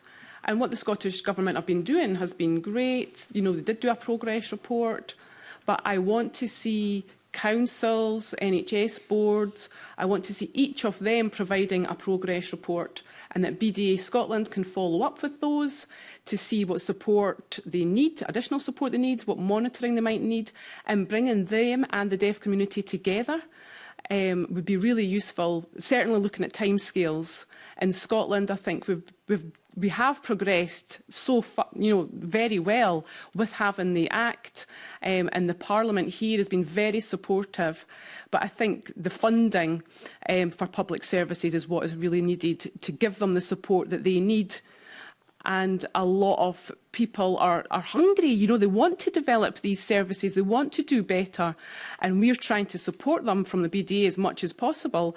And so I'm really delighted that the Parliament, passed the Act in the first place and have been so supportive of the Act ever since. And I think it's important to have early intervention. BDA have been a strong advocate of early intervention, certainly with deaf children, to acquire BSL at home as well as at nursery, because there's no deaf nurseries either within Scotland. So that's another gap, to have some deaf nurseries where deaf children at a very young age can learn BSL and then start that transitional path, which would be a much smoother. It's like a jigsaw piece, we need to have all the pieces of the jigsaw to see the full picture, and we're trying to build that up, piece by piece, and we're getting there. We don't want to give up. We keep moving on, and we will get the full picture, and we will achieve what we want to achieve. Thank you. I really appreciate the work that you've done so far. Just going back to the provision of interpreters, is there a kind of shortage across Scotland? Is it just more in the rural areas? I think most interpreters are, I would say, in the Central Belt. I think Hannah and Alana would agree with me. There are some interpreters further north. We did have an apprenticeship scheme quite a few years ago to train interpreters, which was a previous training route. Sasley, at that point, had received funding from the Scottish Government to be able to train interpreters through an apprenticeship scheme, which was fantastic. And quite a few of those were from the north. But then when they finished that apprenticeship scheme, they didn't go back because there were more opportunities in the Central Belt. But what I would like to see is people maybe coming down to train, but going back up to those areas. And it was only because there were more job opportunities down in the Central Belt. But also we do struggle down here. After COVID, we have had an awful lot of issues getting interpreters because most people had to move online and so are staying working online. So to get face-to-face interpreters is difficult. And obviously that training is impacted as well. And BSL teachers as well. There is nothing there within the plan to be able to progress for BSL teachers. People then learn maybe level 1 BSL, level 2, but there's no clear pathway for people to be able to progress, and also for the tutors to be able to teach them to those levels. Thank you, Avril. In the interest of time, Convener, I'll move on to my next questions. I won't pass on to the other members of the panel.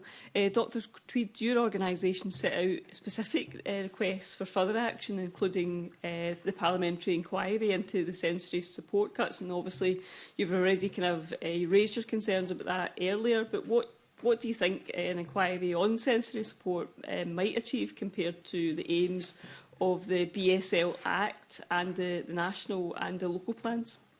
So that ask came from reflections on a wider pattern It's not just the examples that I raised there, which were the most pertinent to that particular conversational topic. I think there's a direct link between some of the rollbacks that we're seeing and some of the work around the plan. So, for example, there was 2 years of consultation work that went into a refresh of the See Here strategy, which includes BSL users alongside other forms of deaf blindness, visual impairment. And that was then cancelled with very little communication to the community. The concern is then we have a policy that is 2014. It's not fit for purpose. It predates the BSL Act, bluntly, so it obviously can't reflect it fully. And it's also something that's mentioned, I think, item 3 of the plan. I'd have to quote, yes, recommendation 3 of the plan. So if that's not happening, what is being done to scrutinise policy progress? And I think that also relates to my earlier point around where internal processes are in place to check the equality impacts of things. So, for example, there was no equality impact assessment of the decision to cancel Contact Scotland BSL because it wasn't a requirement, because it's not because of the legal framework. But the common sense part of me goes, but it has an impact on deaf and deaf-blind people, and that should be considered. There's also areas where if there is no strategic oversight, you don't have inclusion. And that's where, the comments about the inclusion of BSL within the Education Scotland bill, I think, come into. So there is something for me that's very concerning about this sort of rollback across the piece and various on-the-ground cuts that have very real impacts for people on the ground accessing services and their rights, but also that how is Scotland positioning itself strategically and how are we thinking about decision-making that affects people. I think there's also a item for me around how are we embedding accountability structures in that. The fact that I can say that 3 months after 62% were compliant with the Act is because the Alliance carried out that work because our members were asking us what was happening, not because that was funded, not because that was Scottish Government led. And I think there's a real question mark about how can an inquiry position and ask questions about key priorities and how accountability structures are embedded. There may well be other routes to doing that. I would really welcome any thoughts on that. But my key concern is that at the moment we don't have that process really meaningfully embedded, and it puts us at risk. And it risks some of the very real progress that we have seen so far that has been referenced earlier today and that is really important to see moved forward. Sorry, hope that answers the question. No, I really appreciate your comments. Thank you. Alana, your organisation has kind of made similar concerns, similar concerns. Do you want to kind of add into that? I think because of the shelving of the refresh of the See Here strategy, it has had a massive impact locally because the refresh was being shelved. They've all taken it that, the See Here strategy is finished. And they've disbanded all the See Here steering groups across all the 3 areas. They disbanded it in COVID in Dundee, but Angus and Perthshire have just recently just shoved it to one side and said, we'll just keep in touch with everybody by email, and if there's anything relevant, we'll email it round to members. So there's just no oversight of that. And because they had the See Here steering groups, they were also including the BSL in that. So that's kind of been shoved out as well. So I think it's had a major impact because it's as if, sensory doesn't matter now. It's not a priority item, so we can just shove that over to one side. And it has also reduced the involvement of deaf BSL users at that level. Thanks for your comments, Cheers. I think I'll hand you back now, obviously, in terms of time. Okay, thank you. Just as an add-on to that, we've spoken a lot today about how important it is for the expansion of BSL education, for interpreters, improved data collection, sustainable funding, and all these everyday needs of BSL users. And it's been really helpful and extremely thorough, and I really thank you all for that. But can I ask something we haven't touched on? How important is it for BSL users to access sports, arts and culture?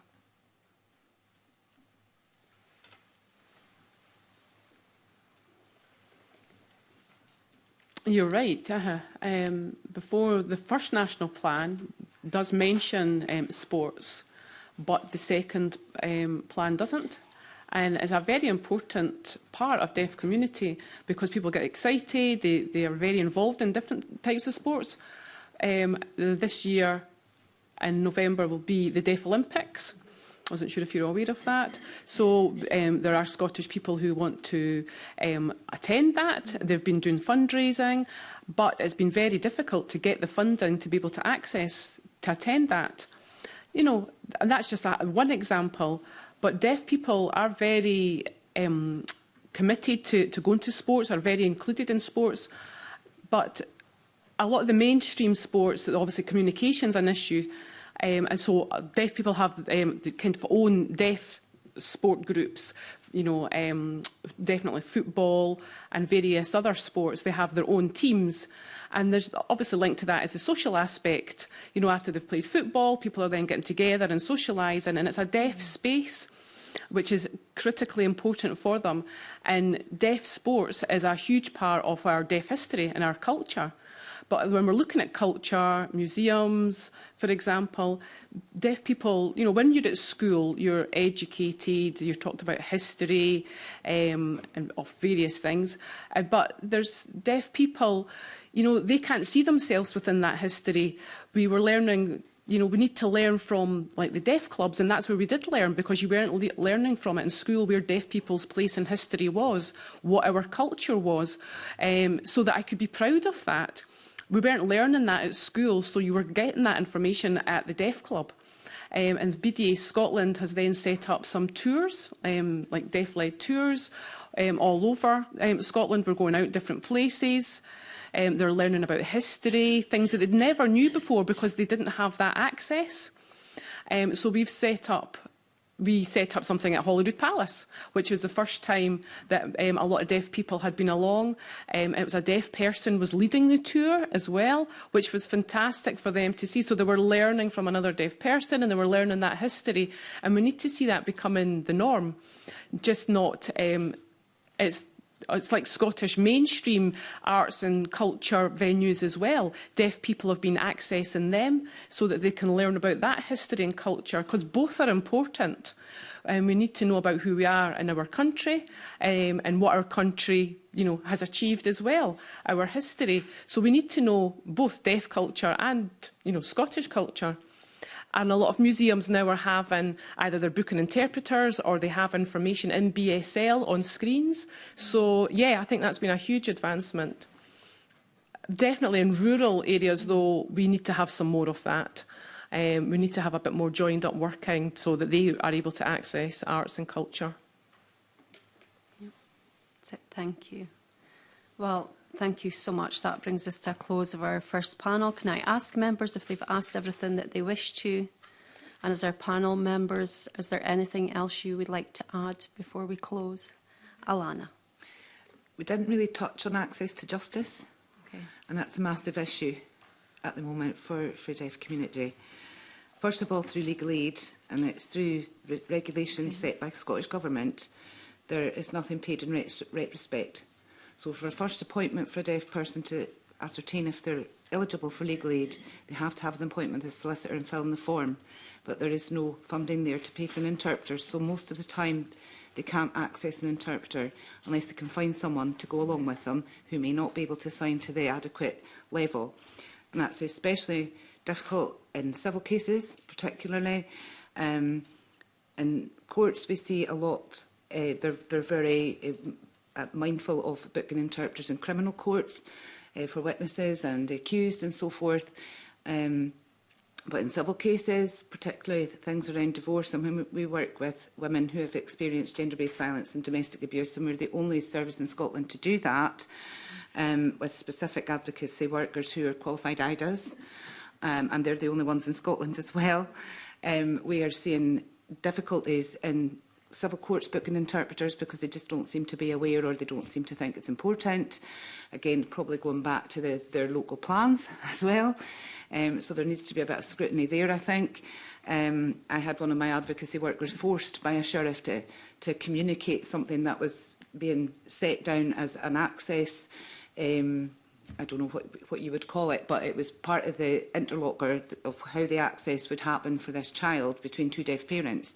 And because there was no interpreter in court, the sheriff forced my advocacy worker to communicate that. And she protested, but was, what do you do when a sheriff tells you to do something? You get a bit, I better do it, or I'll be held in contempt. So there's lots of issues around that. Police officers, although there's been a lot, again, at higher level and that buy-in at higher level where we've seen, you know, lots of things which I'm sure Lucy and Jemina will tell you about when they give their evidence. But on the front line, the officers that are going out to attend calls when there's a 999 call for anything at all, they're not deaf aware, they're often speaking to the hearing person, they just assume that the hearing person is telling the truth or can communicate for the deaf person with adequate language, which they usually can't. So there's a lot of issues around access to justice for a deaf community. That's really helpful. Thank you. Avril.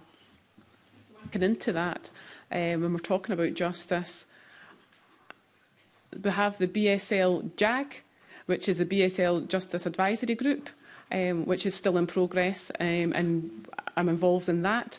And a big gap we feel in Scotland is the need to have BSL intermediaries. They have them in England, and courts have intermediaries. And so it means if a deaf person was going to court and they weren't sure about, you know, the process or how things are going to be and they feel a bit out of their depth, they're able to have an intermediary there with them. And as I say, that is possible in England, and it's something that we're really trying to advocate for here in Scotland, to have that service for a deaf person. And it would be a deaf person who would be the intermediary, who would be with the victim, say, or maybe even the accused, but that deaf person would be there to say, you know, they need to make sure that the person's understanding the information or letting them know what the process is, or if we need to have an appropriate adult that's there as well. It means that you have that intermediary there and everybody's aware of what's happening in the situation, because we need to have somebody there to maybe advise.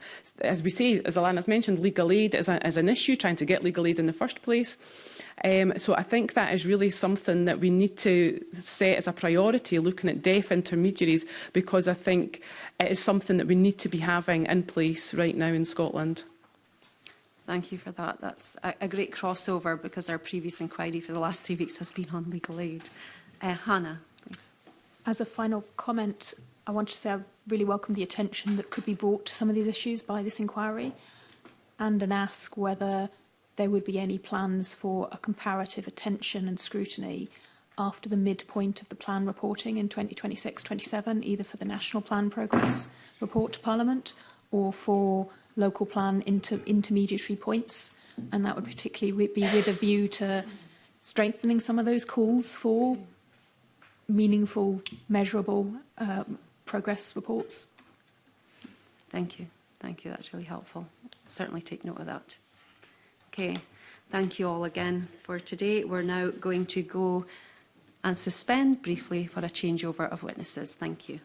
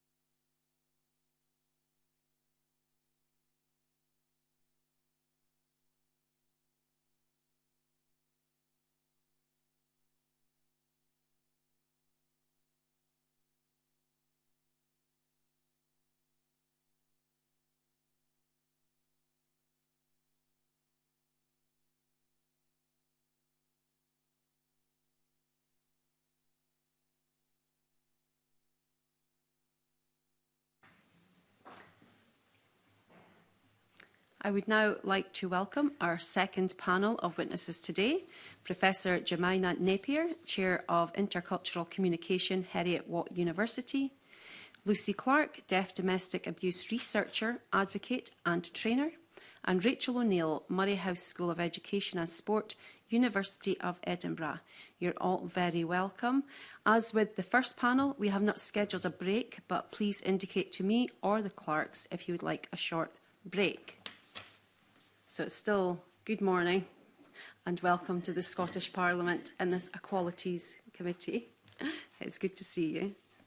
I'm going to start off by asking questions, and much like the first panel, we've heard a lot about the positives of the BSL Act, but also some of the challenges with it. So if I could come to you first, Lucy, and ask you, what's your opinion on the positives of the BSL Act, but what are some of the challenges that you've seen?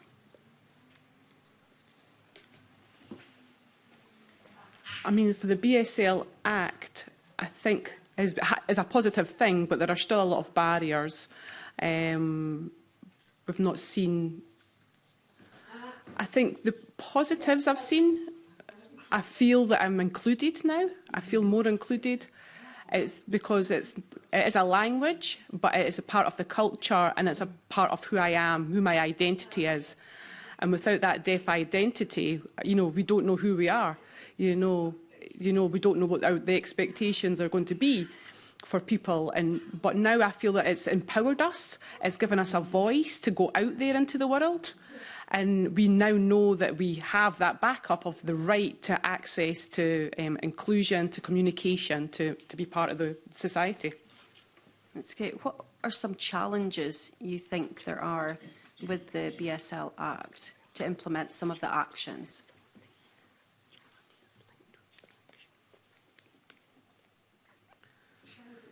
I think the challenges are more about the resources, BSL resources, and having enough interpreters.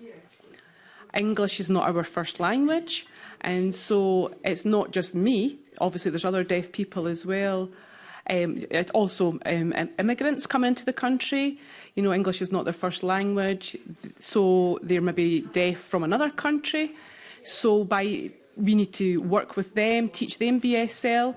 So I think it's more for, a lot more people in society. It's helped people be a bit more deaf aware, to understand what deaf people, where we're coming from, to have a bit more patience and communicating with us.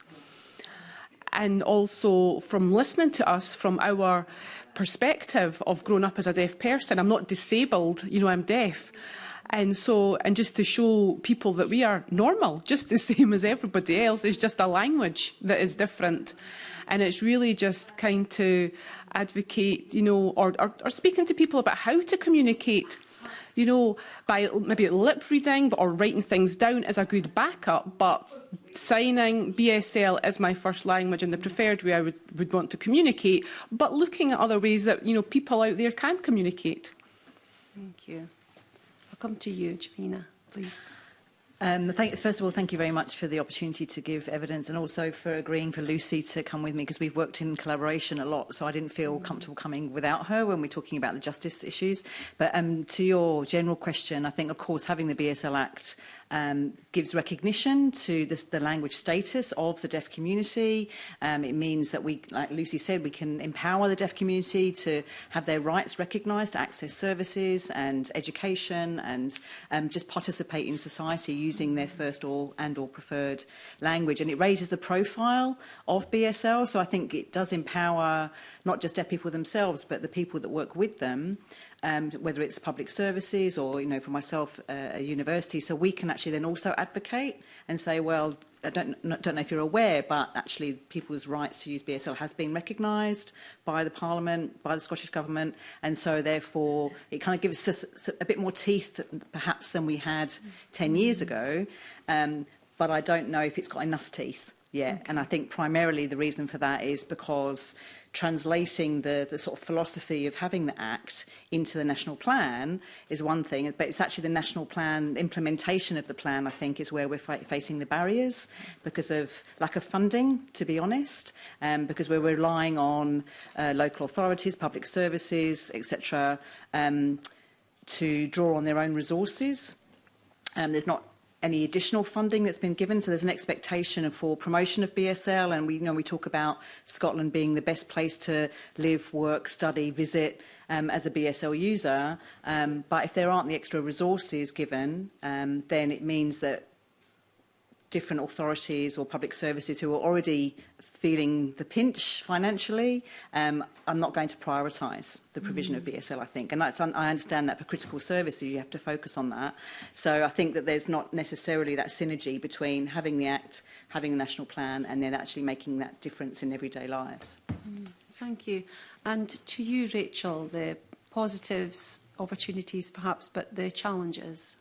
Yes, when I'm talking here today, I'm talking on behalf of the BSL Working Group from the University of Edinburgh. My colleagues Gabrielle Hodge and Audrey Cameron and myself are in that group, and also a researcher that I work with, Rob Wilkes, from the University of West of England. He's a deaf lawyer, and we've been researching for 5 years the impact of the BSL Act on deaf children and education. So that's one of the things I'm going to be talking about. Yeah, I think that I was involved in, as many other people were, in leading up to the bill being passed. When it was passed, I was disappointed that it wasn't set up quite like Borden and Gaelic. I think that would have helped if there had been a fund, as there was for Borden and Gaelic, whereas supervision of plans.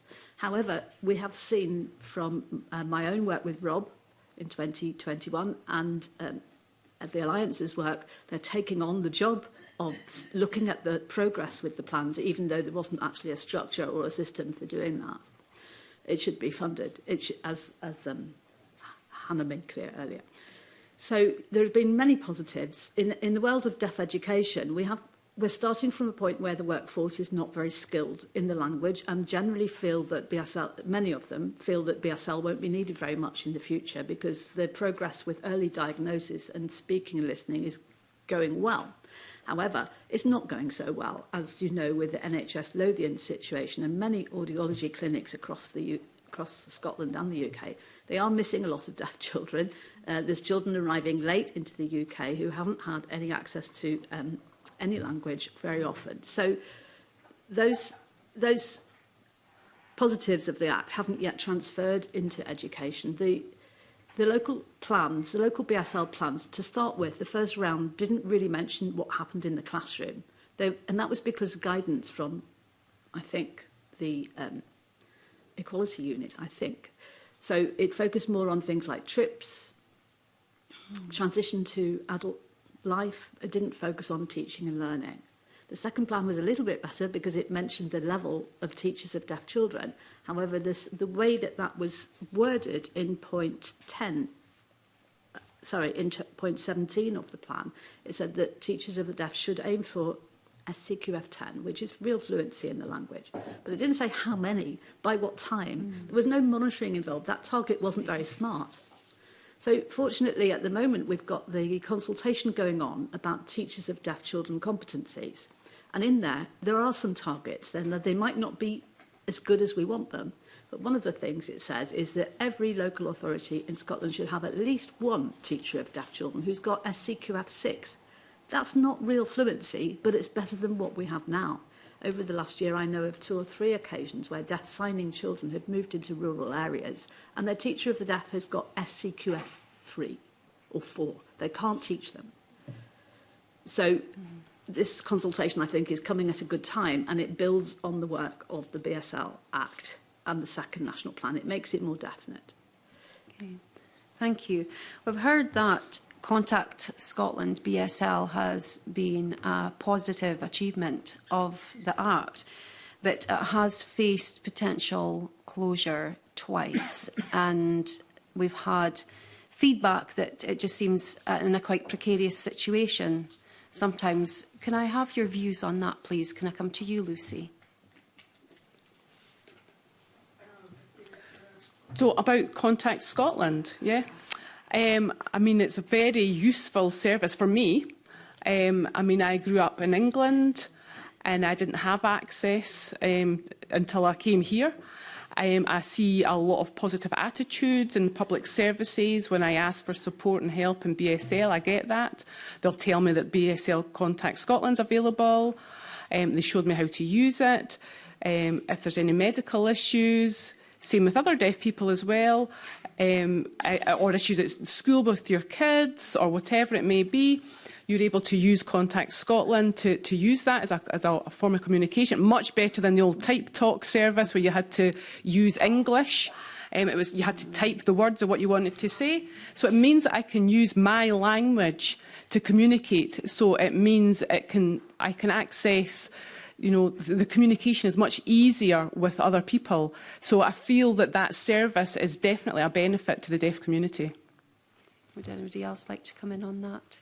I could just comment. Obviously, as someone who, at Heriot-Watt University, we train sign language interpreters, and it's been really interesting to see the impact of having Contact Scotland available. And previously, we would have trained interpreters to say you should go and work face-to-face in the community, and you should be careful about thinking about going online because it's two-dimensional rather than three-dimensional, and really sort of recommending that interpreters should have at least 2 years' experience before they work in that context.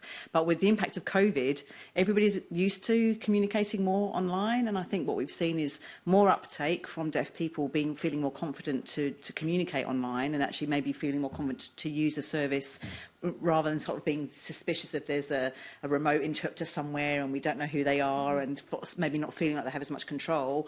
So much more, I think, willingness to use the service and see the benefits like Lucy has already outlined.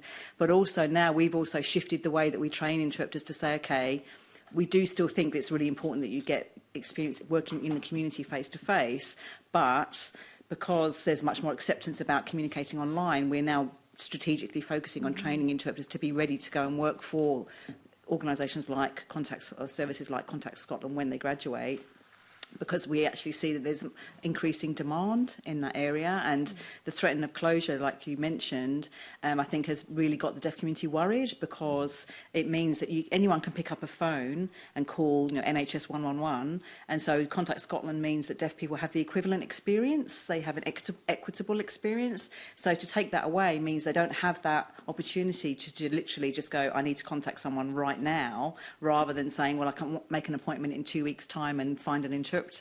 It gives them that equivalent experience to the wider community, which is critical. Okay, thank you. Yeah. Rachel? In terms of Contact Scotland, I think looking at... I like the fact that we are able to access those services at the same time as anybody else would need to access them. The worst thing is when people say, oh, right, OK, when you do make phone calls, sometimes people say, oh, but I need you to confirm in your voice, to say that it's definitely you, or, that's what used to happen in the past, and I had parents phoning for me, but now I'm independent. I can use Contact Scotland and I can be independent, and that needs to continue for the deaf community to have that independence the same as everybody else. Yeah, thank you. Rachel? Yeah, in relation to Contact Scotland in the University of Edinburgh, we put that into every website so that people can contact different departments, admissions or any department. That went along with training. So to start with, in the first BSL plan period, we had a BSL officer. Unfortunately, the university didn't have the funding to continue that post. We're trying to get it back again, but I think it might take some time to get it back.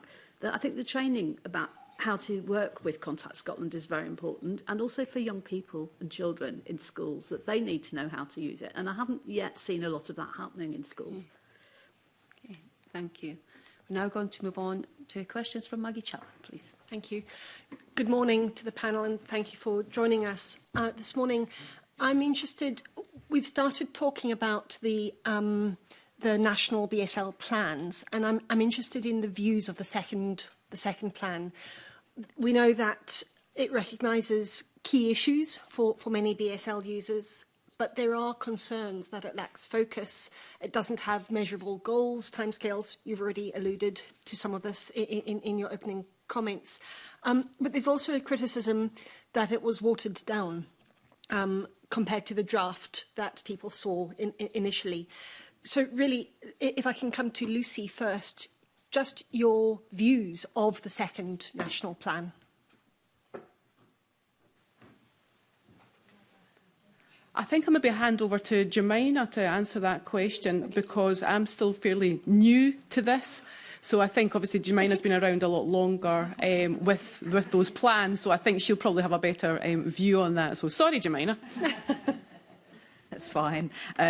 Yeah, I mean, I would agree. I think that the national plan does feel like very watered down, and Lucy and I prepared a submission specifically around the access to justice theme.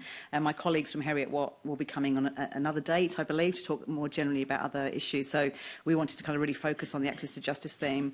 And I think at the moment, there's only 3 items under the access to justice theme. One of them says we will continue discussions with the BSL Justice Advisory Group, and Avril mentioned it just recently. I'm also a member of that group with Avril. The meetings often get cancelled, and then often what we're finding is that when the meetings happen, there's a lot of really goodwill. It's a very good advisory group because we have key representatives from different organisations across the whole BSL deafness sector.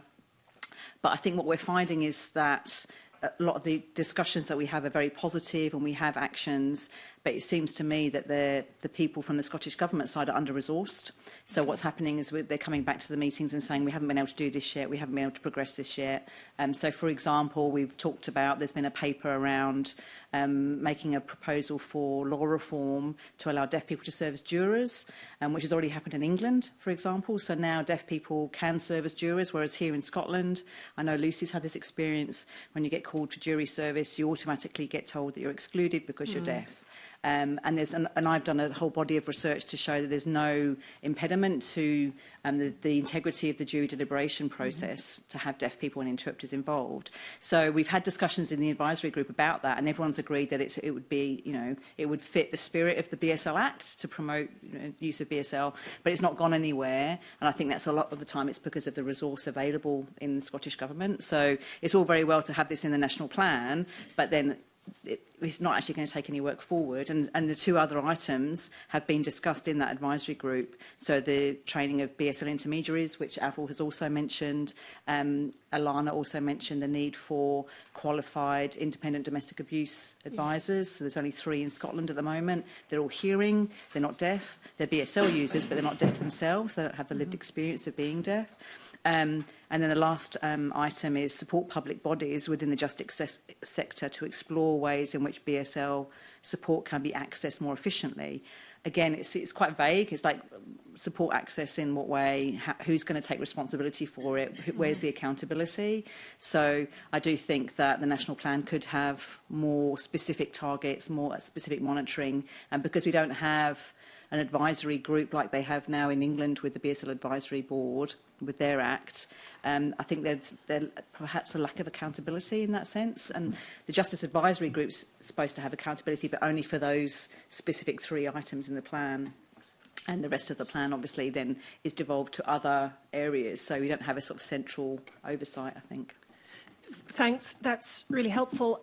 I suppose, given the need for quite specific care and attention around access to justice issues, were you involved in the discussions of the development of the second plan? And if so, when you made these kinds of points, what came back to you? I suppose, how did we get from the broader scope of the first plan to this smaller, watered down, maybe not quite as ambitious as we heard this morning, second plan? We did discuss it in the Justice Advisory Group, and we passed on feedback, and there were wider consultations which were conducted so that people could feed into. But I think the impression that I always got was that there's a lot of requests for what we would like to see in the plan across all of the different categories, the different themes. And it always seemed to be a kind of tension between what we would like to see if we're going to truly empower deaf people and deaf BSL users to what resources available. And so I think it's ultimately the whole plan has been watered down a lot because it's about what the Scottish Government felt they could actually deliver with the resources that they have. And I understand that everybody's experiencing financial constraints at the moment, but I think that's ultimately what has driven what the national plan ends up looking like, rather than the ideal of what we really want and what we need, just to say, well, what can we actually achieve in the time frame, and which is a lot less than what was originally discussed. Okay, thanks. And I suppose, given your focus this morning on access to justice and related issues, Are there other elements, other priorities or issues in the second plan that you think you need to work as well in order to get the access to justice stuff right? Are there other things that you would say, look, we need more focus, more attention on this in order for these points that you've just made about justice to be taken seriously and implemented effectively? Oh, I could talk about so many different things, but if I can, I mean the exit around the justice section, if you like, we talked about the need. I mean, Contact Scotland's been brilliant as an example for immediate, access, but we know Police Scotland at the moment are trying to develop their own system. So, for example, if a police officer wants to arrest someone or is called out to a house, that they have something within, they've got their own kind of device that they use normally, which is only a radio-based device, so that they will actually be able to call upon an interpreter in the moment through their own system, because at the moment they can't go through Contact Scotland. Yeah. And one of the things we found when we talked to deaf women in particular experiencing domestic abuse, someone reports a call, someone goes out to the house, and there's no interpreter available because they don't even know that person's deaf until they arrive. And then one of the projects we're working on at the moment is actually exploring the impact on children, because often what happens is the children, they get drawn in to help with communication, and so you can imagine what that would be like.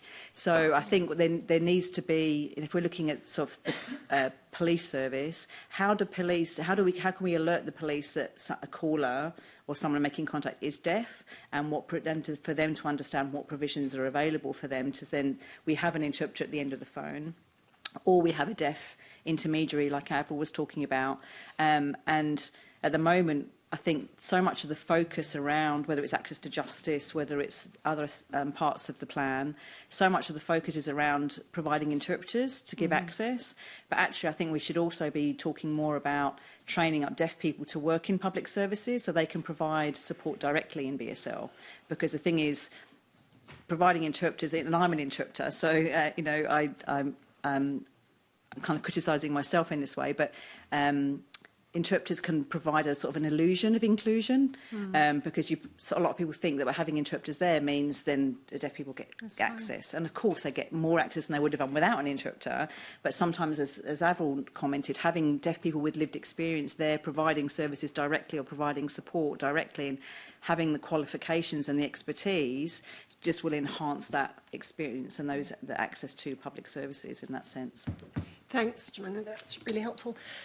And it moves me on nicely to you, Rachel. I'll ask your views about the second plan generally, but I suppose one of the questions, there is that need to train, to ensure the education is there so that deaf people can have the full range of career options. Are there things that you want to talk about specifically around that? And then we'll go on to the sort of overall general views. Yeah. Well, within education, the second national plan mentions the level of signing of teachers of deaf children, which is very good, except it's vague, as I mentioned before. Yeah.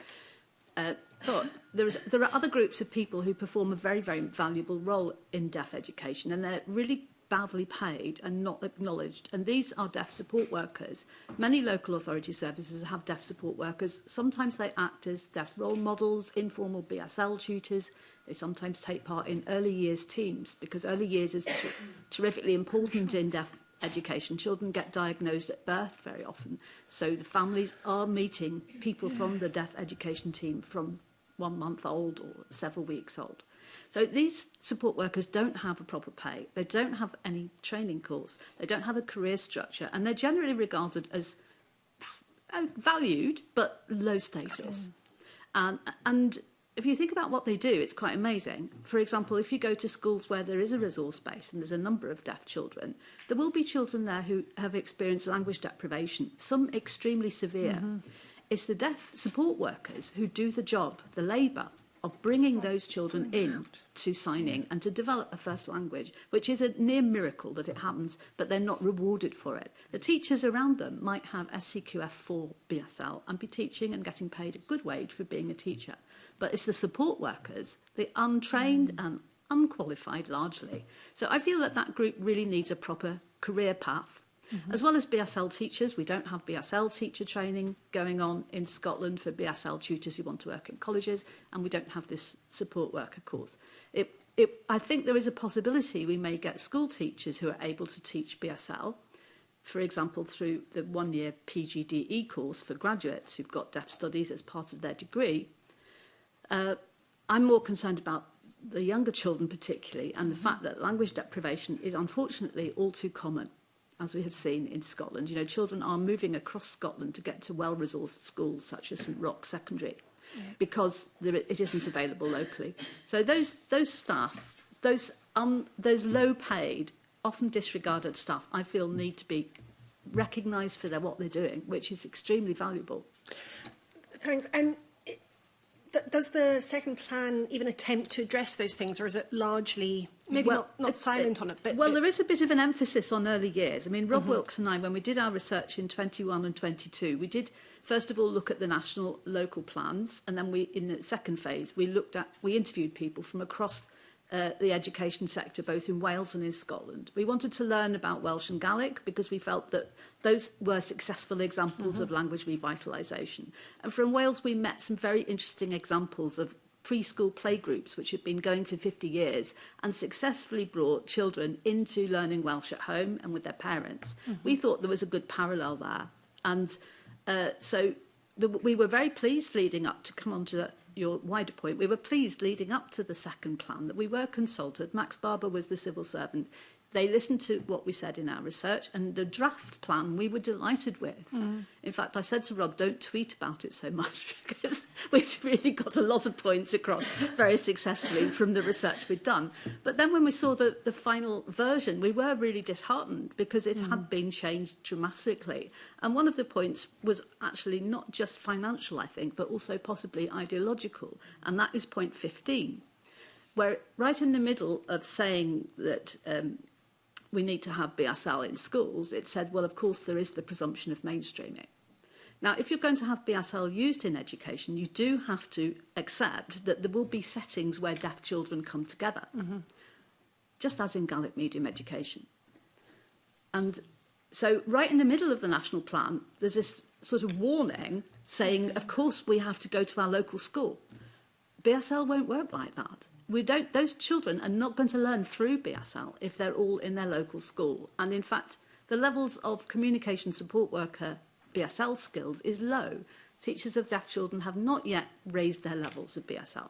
So this is not a good idea. And I really actually think if it's possible to revise the wording of point 15, it would be a good idea to do that. Okay, thanks. Those specific points are really, really helpful for us to make recommendations to the government after this inquiry. I'm curious if a similar question to what I asked Jemima about. Your focus clearly is on education and the full suite of that. What else needs to work in order for your strategic priorities through the plan to become realised? Yeah. Well, I did do a quick survey last week of all the websites of all the colleges in Scotland just to see what was happening about the levels of BSL on offer. And in general, I wasn't very pleased with the results because these BSL classes, which often run as evening classes across Scotland, are really the way in for hearing people if they want to improve their BSL and for parents. I know an evening class is not the ideal thing for parents when you've got a young deaf baby. You know, you're not likely to go out to an evening class until the child's a bit older. But it's a start. We do need BSL teaching going on in colleges. So there are 2 colleges in Scotland which are really doing quite well. And one is Glasgow Clyde and the other one is Murray. They both have level 6 SCQF on offer. They're the only ones that do. And there are many colleges across Scotland that are not doing anything. For example, UHA Argyll, UHI Inverness, Borders College, Dumfries and Galloway, they're not offering even the basic level. So what I think would be good, and I hope this isn't too... I hope I'm allowed to suggest this, which is that the Scottish Funding Council could instruct colleges which already have good provision to improve the level. And they could look at the colleges that have no provision and say, come on, get something going. So every level could move up. Now, to do that, you obviously need teachers who are confident about teaching at the next level up. And there's where we need a tutor training course to work in colleges. To work in college, you do not need to actually be a school teacher. it's a completely different job in a way. You have to have a degree if you want a pro rata job, but part-time hours is quite often done by skilled people.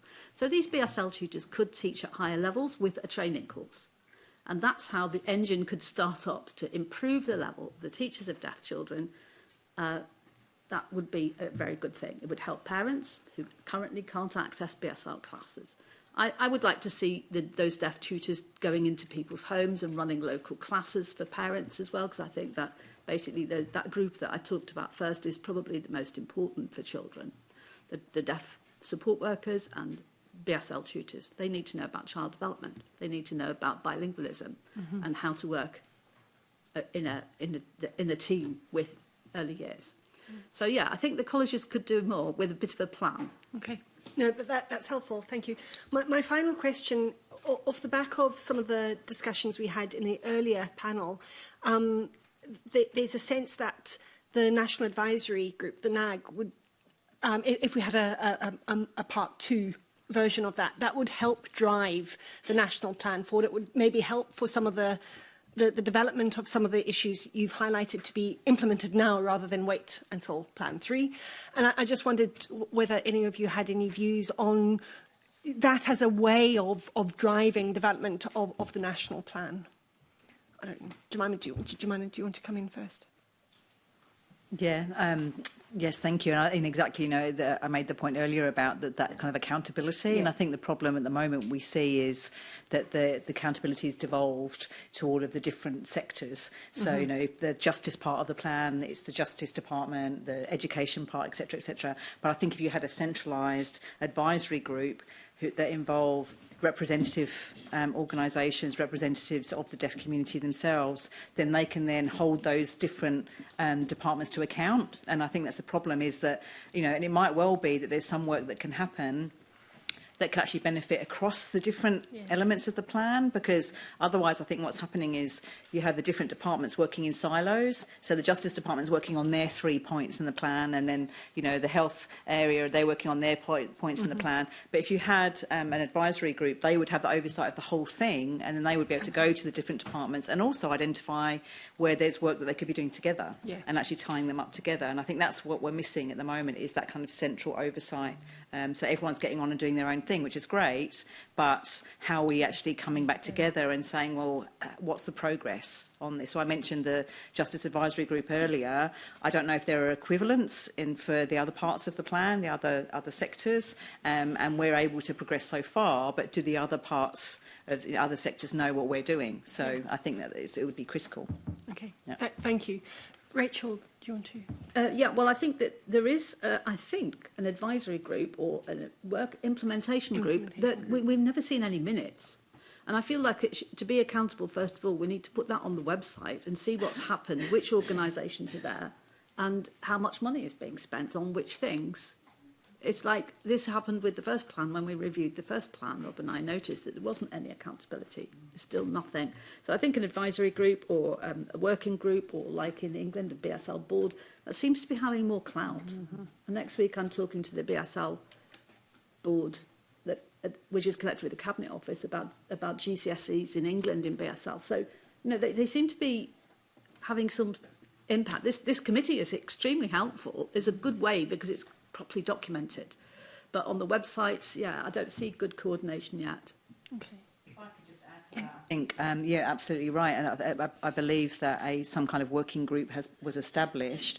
But now that the BSL officer has left the Scottish Government, the deaf BSL officer has left Scottish Government, as far as I know, nothing's happened with that group since he left, and he was replaced with an internal replacement. I understand maybe because there might be recruitment drive sort of issues within the Scottish Government, so they couldn't recruit externally.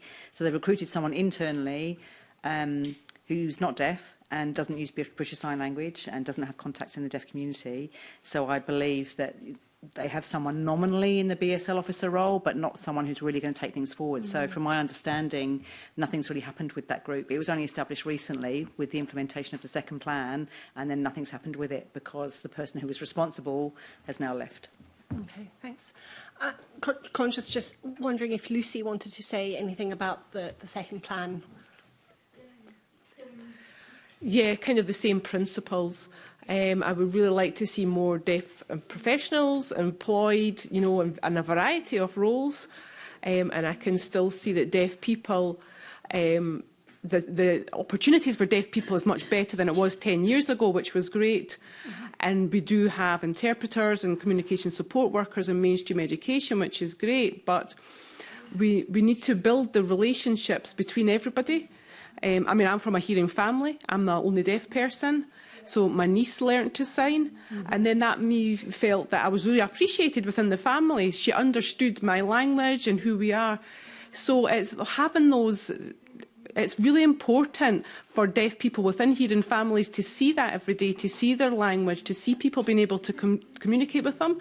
And it means that deaf people can then access mainstream services. They feel that they have a place in society. And then that means that we can help other people in the future, you know, because people already know sign language, or, you know, it's much more widely available within the community. So hearing people and deaf people will have more access and more opportunities come, you know, in future. Okay. Thank you. Thank you. We'll now move on to questions from Evelyn Tweed, please. Thanks, Convener, and good morning, panel. It's great to have you with us today. My questions are around local BSL plans. And I don't know if you caught any of the last session, but I'm going to ask exactly the same questions. We've heard criticisms that they're very high level, they lack detail and they lack consistency. So I want to know, what does a good local BSL plan look like? Jemima or Rachel? I'll start then. Okay. I think that the process that you go through matters. So when we were looking at the first round of plans, Rob Wilkes and I, we discovered that quite a few of the plans were written on a template. That is, they didn't really deviate from a plan. When they said they had a section that they had to address about education, and they all said, or quite a lot of them said, we will wait for Education Scotland to provide us with the materials. That didn't really show much initiative or consultation. And in some areas we discovered that there had been consultation, but there'd been conflict, and the version of the plan which was published showed that there had been some conflict, but the decision of the planners in the council was to go with the teachers of deaf children rather than the parents or the other people involved in the consultation. I won't name that authority, but it is in our report in 2021. And I think that the local plans that are better, this round, more of them were better because they had really consultation had been involved. And young people had been involved as well as older people. A whole range of deaf people had been involved. So fewer of those second round of plans were a template. And they started to look more at education, actually what happens in the classroom. So that was really good. I think the best ones are not always in the cities. I noticed Dumfries and Galway did a really good BSL plan. It might have something to do with having a BSL counsellor quite involved who's deaf. And Glasgow have quite a good BSL plan where they obviously consulted a lot with the deaf teachers and deaf young people. So I think that's what makes it good, if you have good consultation and you don't use a template. Lucy, do you have anything to add?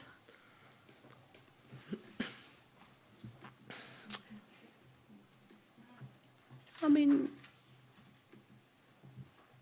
So Lucy will follow on. I would agree with Rachel. I think the consultation is the critical part because it's actually, ironically, hearing the deaf voice, you know, that actually deaf people have their voices heard and they're contributing to what they actually feel will make a real impact in their everyday lives, because it's very easy for policymakers or service providers to sort of say what they think is needed, but you actually need to listen to the people it's going to impact on and their families too. So parents of deaf children, carers, we know that, for example, we don't have any deaf care homes in Scotland, so deaf people who are ageing deaf people are finding it difficult to know where do they go, how are they supported, can they communicate, are they isolated, so their families are also impacted. So that's a really important part of the process.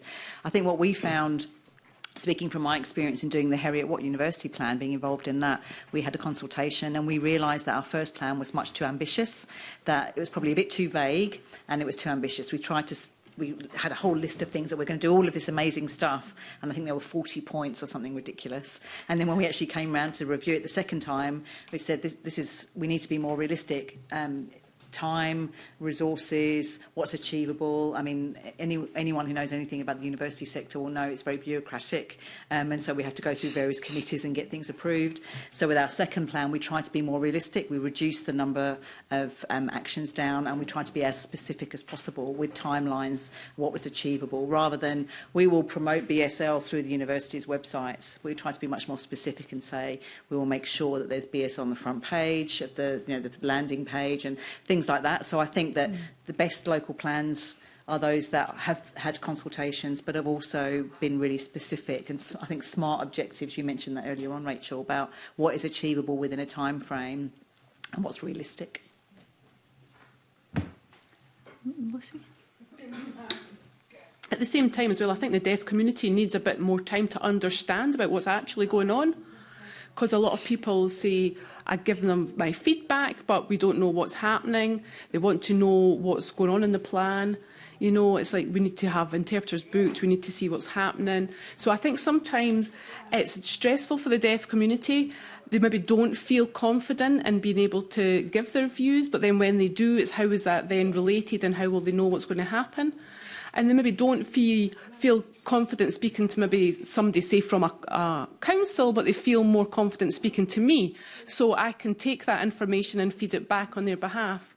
So I think there needs to be a little bit more patience and understanding, you know, and I think to have some specific questions, if you want specific information, you can speak to the community directly, obviously through an interpreter. Thank you. And just to follow on, we've heard that there's particular challenges in rural settings. How might we bring consistency across Scotland? That's not an easy one. So what do you mean by consistency? Could you maybe just clarify that a little bit for me? In terms of the services that are being provided, to make sure everybody's getting similar provision.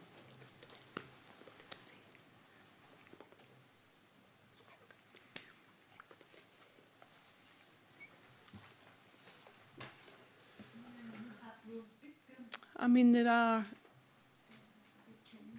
when we've got the census, we know that that's a system there to be able to find out where deaf people are within Scotland. So the more information you have about the population of the deaf community throughout Scotland, that will really help each council, you know, and then means that people can maybe work together. I mean, you know, you might not have an awful lot of people who live in the north of Scotland. They might move down to, say, Central Belt. And because obviously maybe there's more social activities and there's more opportunities for jobs and life, so they maybe move. But I've met some deaf people from further up the north and they say, no, I want to stay where I'm being born.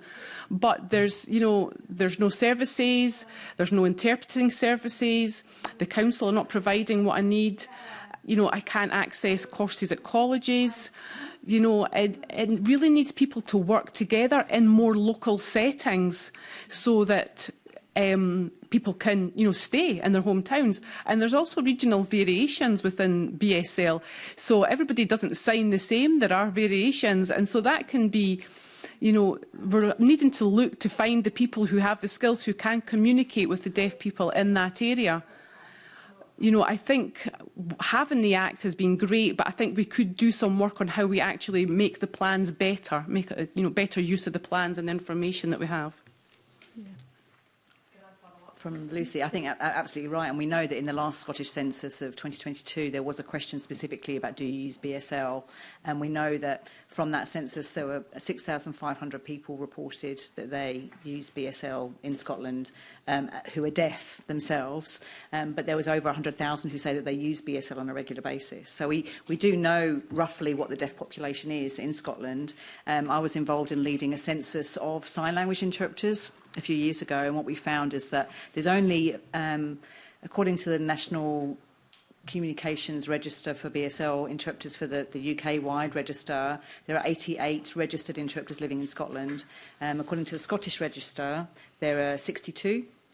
Some interpreters are registered with both bodies, so we know that there's no more than about 80 interpreters, registered interpreters, and as Avril mentioned earlier on, a lot of them are concentrated around the Central Belt, primarily because that's where the services are. You know, there's lots of different reasons why that happens, and also deaf populations seem to be concentrated around the Central Belt as well. From the census we did with interpreters, we also asked, you know, what kind of work do you take regularly? And as an example, only 35% of the interpreters that responded to our survey said that they will regularly take healthcare appointments, do healthcare appointments. So if you think about, there are 88 interpreters in Scotland, most of them in Central Belt. What proportion of them do medical work, legal work, you know, work in education and so on? So what we're seeing, and if they're concentrated around the Central Belt, we're not seeing those interpreters go out to rural areas. We do have students who come from areas to our course, for example, at Heriot Watt in Edinburgh. Some of them will go back home, but because there aren't that many deaf people that work in those live and work in those areas, the interpreter could go back there and then not have that much work. Not enough work to sustain a full-time career. So I think that, of course, online provision is going to make a massive difference. We can see that for rural areas if you're hearing as well. So how do we provide equitable services to what would we provide for the hearing community? We should be providing for the deaf community. But I think a really good example of something that happens in Australia, where I lived for a long time, is that there is an incentive scheme, for example, for medical practitioners, for doctors, to go and live in rural areas for a minimum amount of time once they qualify, because most people go, well, now I'm a qualified doctor and I'm going to stay in the city because that's where it's fun and interesting.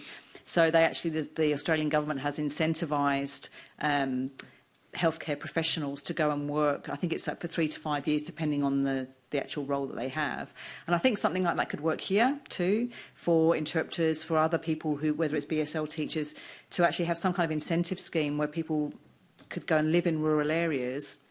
And it might mean they get given accommodation or something which would then support them to want to go and live and work in those areas, and whether they have a regular sort of source of employment, which means that as a freelancer, because the trouble is, as a freelancer at the moment, if you are booked for a 1 hour or 15-minute medical appointment, a half-an-hour medical appointment, the typical an interpreter would charge a minimum 2-hour fee.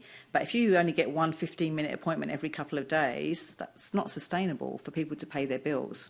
So how could we actually think about creating incentives for interpreters to want to go and live in those areas, and maybe other people, deaf professionals, deaf people themselves, wanting to go and live and work in those areas, so that we're providing those equitable experiences. And I think that, and again, it's resourcing, finance, but sometimes it's about investing in that kind of thing, which creates a longer-term value and a longer-term benefit. Yes, in terms of education, there is a lot of inequality, because in rural areas you don't get so many resource-based schools where BSL might be more likely to be used. So we do have 3 very small deaf schools in Scotland, in Aberdeen, Hamilton and Falkirk. They're primary schools. And we have about 15 resource-based schools. They're largely concentrated in the Central Belt. So we do need to think of ways around that. And one model to look at is Gaelic, I think, because online schooling is possible. Those children get something from having contact with other deaf young people, but also the need for at least a minimum of 1 teacher of deaf children to have fluent BSL in each area, to have more of these deaf support workers I've talked about in each area. This would gradually mean that more deaf children have the possibility of acquiring BSL, as maybe alongside spoken English. Many deaf children now use both. So it is perfectly possible to do it. I think I've noticed it most in the university in relation to the teacher training course, the teacher education course, the PGDE. It's a 1-year course to become a teacher. We quite often have had deaf people through that course who use BSL, and then they have to do their probation year. So they're okay on placement. We provide interpreters. It's difficult to get interpreters to go outside a line between Glasgow and Edinburgh. They don't usually go very far, probably because of the reasons that you've mentioned, Jemina. But then they have the probation year. Now, that can be anywhere. So next year we have a student going to Dumfries and Galloway. They will have access to work funding paid for the Department for Work and Pensions for an interpreter, possibly 2 interpreters at times. It's very difficult for a deaf BSL user to control a class through an interpreter. They have to do their probation year in a mainstream school, which is demanding. It could be better if it was a resource-based school where they're also teaching deaf children. It's really difficult to get interpreters to go and do those jobs. And for the council, Dumfries and Galloway, will they secure now a full-time interpreter so that that teacher can do her probation year in that local authority? It's a challenge for the councils. Maybe they'll get the money back, but many councils don't know about access to work, really. They don't have systems for making it work. So I would like to see more infrastructure built up so that deaf people, as Lucy said before, go into all sorts of different jobs. But to do that, we need to get more flexibility on where the interpreters are. And that means contracts, I think. That's me, Convener. Thank you. I'm going to suggest at this point that we have a brief 5-minute comfort break. Is everybody okay with that? Yes, we'll do that and then we'll come back. Thank you.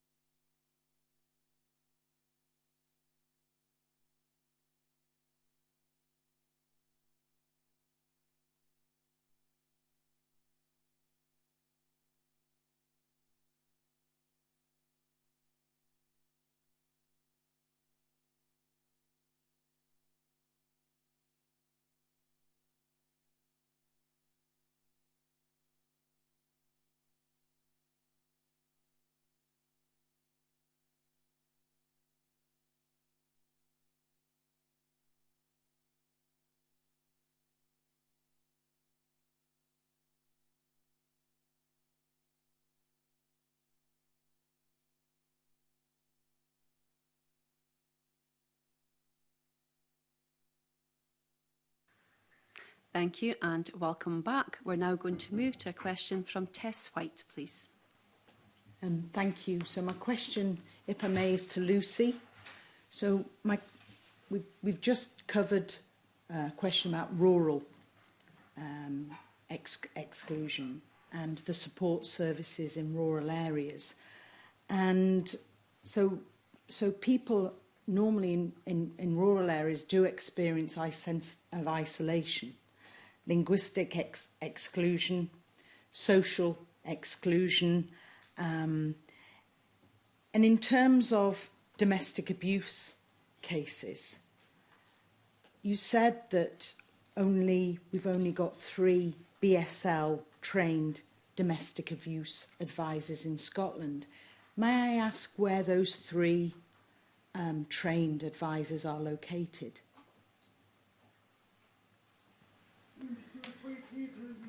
Do you mean the professionals or the clients themselves? Oh, in Dundee. So we do have 3 IDAAs in Scotland, 3, and they're all hearing.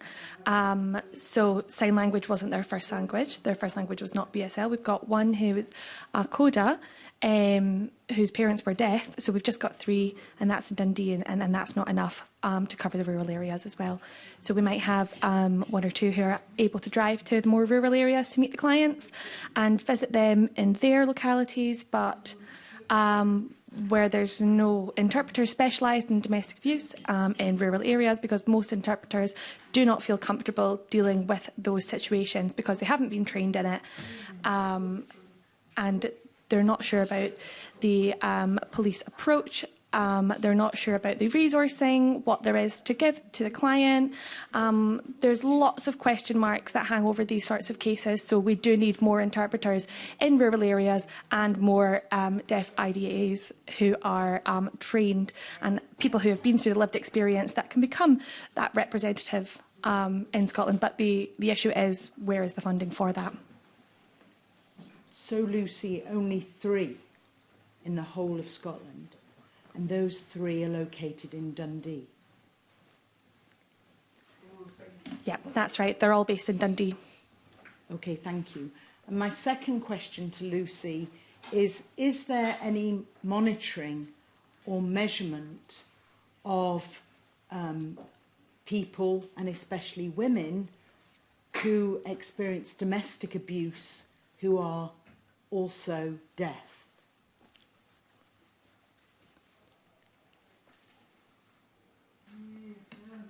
Really, there is a lot of monitoring and evaluation in society of women generally, but there are no specificity to deaf women, and there's no approach of planning of how there's been no preparation ahead of time to set up anything like that. So really, deaf women are they might think that it's normal, that domestic abuse is normal, because there's not been enough resource or access for them, access to information about domestic abuse in law, about sentencing and things like that are able to happen. A lot of women experiencing domestic abuse don't know about it, and they don't know maybe what consent means, what permission means, what these kinds of things mean, what consent is, what your rights are to your body, your right to say no if you don't feel comfortable. And we find that a lot of deaf women don't know about that. And hearing women might grow up coming across this incidental information, picking up on this already. And, that means hearing women are able to sort of have that alarm bell when things don't feel right. But there is a lack of resource when it comes to deaf women, and that leaves them very vulnerable to domestic abuse situations. And to Lucy as well, so if 1 in 4 women experience domestic abuse in their lifetime, do you believe that we should be monitoring and measuring this much better than we do right now? Absolutely, yes, definitely. I'm a survivor myself, and I had to learn throughout my journey. I had no support. I had no interpreters, oftentimes even in court. They told me that I was going to have an advocate, and turned up and they weren't there, and that was in court, was asking where the interpreters were. They were going to arrive late. Okay, then it became what I needed to do next, and that put a lot of burden on me throughout. The charging meant I had to consider my language access, make sure that I was being able to access information in the court so that I could understand. And of course, when it's so serious in a domestic abuse situation, you know, there's a lot of things to do with tone that maybe I'm not being able to access, and you know, you might be able to notice that you might think that a deaf person is maybe being angry, but actually they're frustrated, and that I can recognise sort of what people are thinking, what they want to say, and usually maybe somebody will say, oh, I've had a bad relationship, and I can say to them, oh, okay, I've had an experience, I'm actually a survivor myself, and then that just allows a lot of deaf women to let go and express themselves in a way that they've not had before. And we're not having, what is this? A CBT, cognitive behavioural therapy, access to this and using EMDR and things like that. I've had this myself, and I've never had an interpreter in there myself. And speaking to other deaf women who have accessed things like CBT, I've also never experienced that with interpreters. So I feel very responsible because I can recognise myself. I've been through it, and I want to make sure that that doesn't happen again, that other deaf women don't go through what I experienced. So it's bad in the cities, but it's even worse in rural areas where you've got these additional overlays and intersectional issues. Yeah, absolutely. Because if you live rurally, booking an interpreter, you can end up with delays. That can then affect the processing. So if the police arrest the perpetrator, how do you support the victim if the perpetrator lives rurally as well? How do you remove them to make sure that the victim is safe? And when you arrive, how long does it take for the police to then book an interpreter, to get them in for an interview, to get a statement, to book for court? How long do all these take? And it's always in the forefront of a deaf woman's mind to think about, when's the interpreter going to be here? Is there going to be an interpreter booked? And that just heightens the stress. What you need is a high-quality interpreter who has that level 6 training, who has been trained how the police, how the Crown prosecution, the fiscal service, the Crown Procurator Fiscal, they need to have deaf awareness there and to understand the need to book an interpreter. And if there isn't an interpreter, that can then affect the sentencing, meaning that a perpetrator could get away with it in a way that deaf women feel that they've not been listened to. So there's an attitude change that is needed there. Thank you. And my final question, and Pam Gossall, MSP, asked me to ask you this because she's leading on a domestic abuse bill. And my question for Pam Gossall, MSP, is what would you say needs to be included in a bill for deaf women who are experiencing domestic abuse and improving their access to justice? I do believe that women who have been through abuse should be, the deaf women who have had the experience should be included in the consultation for the bill to know how the system works, because we have been through it ourselves. So the more women that go through it are becoming aware of how the system works, how the justice system works, how the police works, and using interpreters within that as well. So if there was a workshop, we're providing in order for women to become more comfortable and confident to say, okay, this system works, but this system doesn't work. But what we need to do is to teach deaf women how it works, because when the police arrive and they're arresting the perpetrator, it might take some length of time, and that information, there's a lot of information gaps there for deaf women, and it makes us feel as though we've become confused, we might have done something wrong, and it's a not nice feeling at all. So full access to information through an interpreter or through deaf IDAs would be absolutely crucial. Thank you. And I did say one, but I've got one more before I move to Rachel. We heard in the previous panel that transportation is a huge issue in rural areas. And take for example, if people need to get to Dundee, but they can't get on a bus to go to the Dundee Centre, and they can't access Zoom, or they've got a digital exclusion, which is another overlay. Just your thoughts on that. I did have a personal experience of that myself. Living in the south, my workshop was in London. But I had no funding to pay for me to travel there because it was the only workshop that was provided for deaf women going through domestic abuse was in London, and I was living south of London. And it was all about consent, what red flags to notice, the rights and wrongs. And it was a deaf woman who was a survivor herself. And I managed to learn so much. It was a 6-week course, but I had to pay out of my own pocket to go back and forth. Then when I went to court, and then the interpreter didn't turn up, the advocate didn't turn up, and that was because they didn't pay for them to come there as well. So everything just felt central to London, and that was very stressful and not fair. And that was a lack of consistency around rural areas and being further from the central areas. So we needed somebody maybe to go in, who's responsible to arrange travel, who can pick them up and take them to court, explain the process of court, meet the lawyer or meet CPS. In the interviews, who is responsible then? Because it shouldn't be the person themselves, and you can't rely on their family to say, oh, could you bring me to court and do this, that and the next thing? You know, it's a dignity issue. We don't need our families to hold our hands. We need to be able to go through this, of course, and our families are, the majority of deaf people have, it's over 75% of hearing parents. Over 75% of deaf children are born to hearing parents. So we need to look at in-house interpreters in the police stations or in the courts who are permanently resident to those agencies, because when you've got contracted interpreters, they could stay there all the time, so we know that they will be there. So it would be nice to have internal interpreters to court. That would make things a lot easier, knowing that they will be there, they will be skilled, and they'll be able to advise the police, the court, the lawyers, all about how even the seating works, finding out the wants and needs of the deaf person. Would you feel safer and more comfortable in this room or that room? To understand more about what's going on. Because through my own court proceedings, I was having to email in English, screeds and screeds, and the processing that takes for me in my second language, and I'm asking for plainer, simpler English, but at the same time and time again, I was being sent here, there and everywhere, and it became as confusing. I felt really vulnerable and isolated and really trapped through that. So that's, I think that internal in-house interpreters would be a real benefit in rural areas. Thank you. So, and you're saying we have them in England, but we don't have them in Scotland. Professor Napier?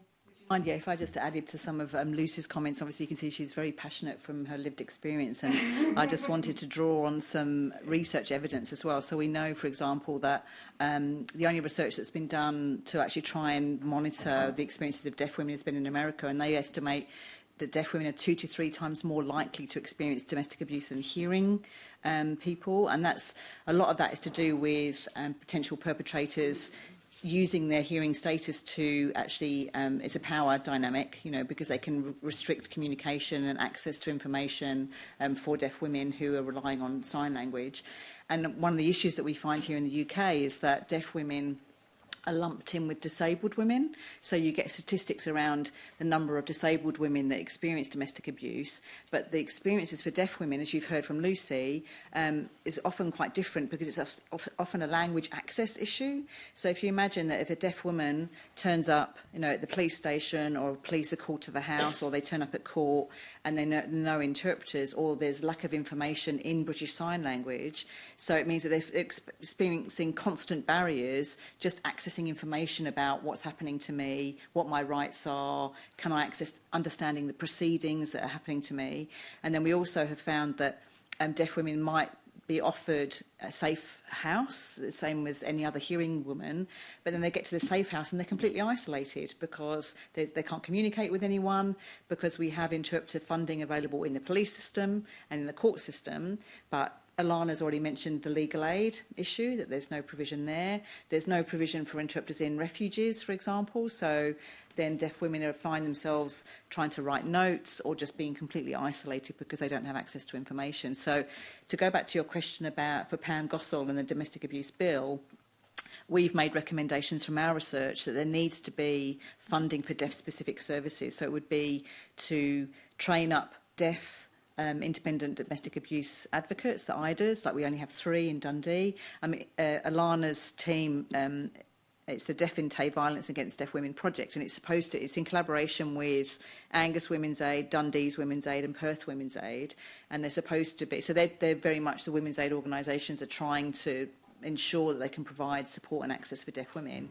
It's supposed to be only in that region, but Alana has said, look, if a deaf woman from Inverness comes to us, we will support them because there's no other service in Scotland. So we've recommended that there needs to be more, training for deaf people to serve in these support roles, funding for services regionally, and not just training for interpreters, because a lot of interpreters also told us they don't want to work in those contexts because they see these deaf women as being incredibly vulnerable, and then the interpreters are worried that they might make mistakes, and so then they're having to wait longer for interpreters, because, so it exacerbates the whole situation.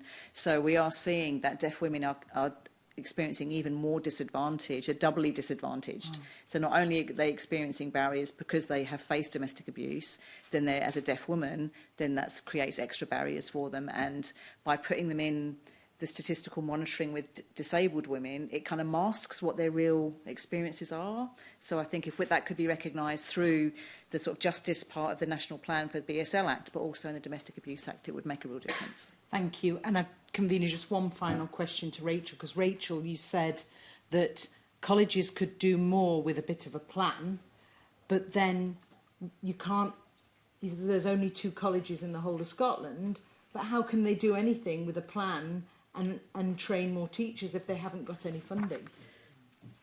Yeah, I mean, I think it would be helpful to have a BSL tutors course for the whole of Scotland, some of which might be online, targeting the colleges and expecting the colleges to improve what provision they have and up the level. But colleges would say now, if they were sitting here, they'd say they're on their knees. So how yes, would but the we demand help? for BSL is quite strong. So it's basically, if we have a course where we can get teachers trained to work in colleges, then I think more colleges will take the challenge and increase the number of classes they offer at higher levels. So the gauntlet is down, they just need to take it up, is what you're saying? I think the Scottish Funding Council could do something about that. They have outcome agreements with colleges. Thank you. All right, thank you very much. And thank you, Lucy. And I realise that was probably very difficult in front of a committee, but it's obviously a very, very important topic. So thank you very much. Back to you, convener. Thank you very much. I really appreciate you inviting me along. So, yeah, thank you. Thank you. We'll now move on to questions from Marie McNair, please. Thank you, convener, and good afternoon, panel. Thanks for your time this afternoon, well, into this afternoon. I just really wanted to ask if you've got anything else that you want to bring to the attention of the committee that you think would improve outcomes for BSL users across the whole of Scotland. I'll just pop it out there for anyone that wants to answer it. I think we actually need more counselling services, more CBT services, and the EMVR. Those therapies are great for hearing situations. I mean, they ask questions and it gets people thinking, but they're not appropriate for deaf people. Deaf people think in a different way, think more visually. So we need to think about having deaf counsellors, deaf CBT services, and to train deaf people what we do as deaf people every day and how we think and work. So when you wake up, like some of the questions are, if you wake up in the morning and you hear this noise, does it make you stressed? But that doesn't happen for a deaf person. So you would maybe say, right, you wake up in the morning and say, right, okay, there's these lights are flashing to alert you. What does that make you feel? So I think we need to look at those services and adjust them for deaf people. And we need to have deaf people who are qualified and trained in that so they can share knowledge and experience and training and support people, each other, and support deaf people in the best way possible. Thank you. Anyone else? If I could just add, I think Scotland has really led the way. You know, we had the BSL Act here first, long before the UK Westminster government. So I think that a lot of people have been looking to Scotland as the kind of flagship almost. But I think one of the issues that we're encountering, and I don't know how much we could do about this in the Scottish devolved context, is because deaf people to access work and maintain employment and progress in employment, they typically will need to use interpreters, to have interpreters work with them regularly, and that's funded through the Department for Work and Pensions, as Rachel's mentioned. And there's always a tension there between the desire for DWP to cap the number of hours, for example, for interpreters. It's almost like an assumption that deaf people will never progress into senior roles, and there's so much potential. If we want, deaf people to, Scotland to be the best place for deaf people to live, work, study, visit, the work part, I think, is really critical, because we've talked a lot about the need for direct service provision, whether it's domestic abuse, whether it's in education, for deaf people themselves to occupy those positions and be trained and qualified. But quite often they can't access the training because of lack of interpreters, and then even if they get a job, quite often they're restricted to the number of hours of interpreting that they're entitled to, which means that they can't attend certain meetings, and then it's harder for them to progress. So Rachel talked about the need for a deaf student going on placement, teacher training placement, who will need an interpreter with her 9 to 5, him or her, 9 to 5 every day. And a lot of deaf people say that their hours are capped. And so I think that this is something that we could think about in the Scottish context. What could we do to make a difference so that deaf people they should be, be able to pick whatever profession they want, whatever career they want, and then when they get into that career, to have the resources available to them so they can progress and do the best job that they can do. And that does mean quite often it's resources like, for accommodations like having interpreters in place. And if there's funding restricted, it restricts what they're capable of doing. And I think that then holding them back in making a contribution to our society. No, I absolutely agree with you there. Rachel, do you want to add anything before I hand back to the convener? Oops, sorry, Lucy. Or just to add to that as well, especially when talking about access to work and interpreters and a cap on the hours, but access to work give me the budget, which means then I have to be responsible and work out how many hours I've got to use interpreters. And you get frightened that I'm going to run out of interpreting support by the end of the year, which would mean I wouldn't have the interpreters that I need to do my job. And so I get frightened to do that. So that's an additional burden that I have to do at my work, because I've got invoices I need to deal with, forums I need to fill out, sort out how many hours that budget allows me to have interpreters. So it becomes very stressful, additional to my work. So if I'm working 37 hours a week, where do I find the time to deal with this additional paperwork? It's like, oh, well, use your lunch hour. And it's like, well, you wouldn't tell a hearing person to do that for their work. So I think there's additional burdens that deaf people have just to do their job the same way as anybody else. And we want to have systems in place that we don't have to have that additional burden and that additional stress just, to be able to do our jobs. Thank you. It's all about quality, isn't it? Rachel, do you have anything? Yeah, I think there's one more thing I'd like to say, which is about language rights and deaf children. In the second national plan, there's more focus on health staff understanding BSL, which is really good, but there is still a bit of a battle between different approaches for deaf children. We should be in an age where families can have real choices and do both, speech and BSL, and both should be available. The moment speech is available everywhere, the NHS provides really great support for early cochlear implantation, but they have changed, I must say, very recently, the National Cochlear Implant Centre in Kilmarnock has accepted that BSL is a possibility. So this issue about language rights goes back to what I said at the beginning about deaf support workers, how important it is to have people who are really fluent in the language available everywhere in Scotland so that deaf children can acquire the language. And that means a certain amount of contact, especially in the early years. In a nursery setting, for example, 15 hours a week minimum with fluent BSL users, it's quite hard to organise in rural areas. But it's not impossible. For example, there could be roving au pairs who move round about, or nursery staff that move around about. I think that the right to a language is an important thing to remember. It's such a basic right, we often don't even think of it as a right. We assume it's going to be fine. But deaf children don't arrive at school often with any well-developed language. So language rights should be built in.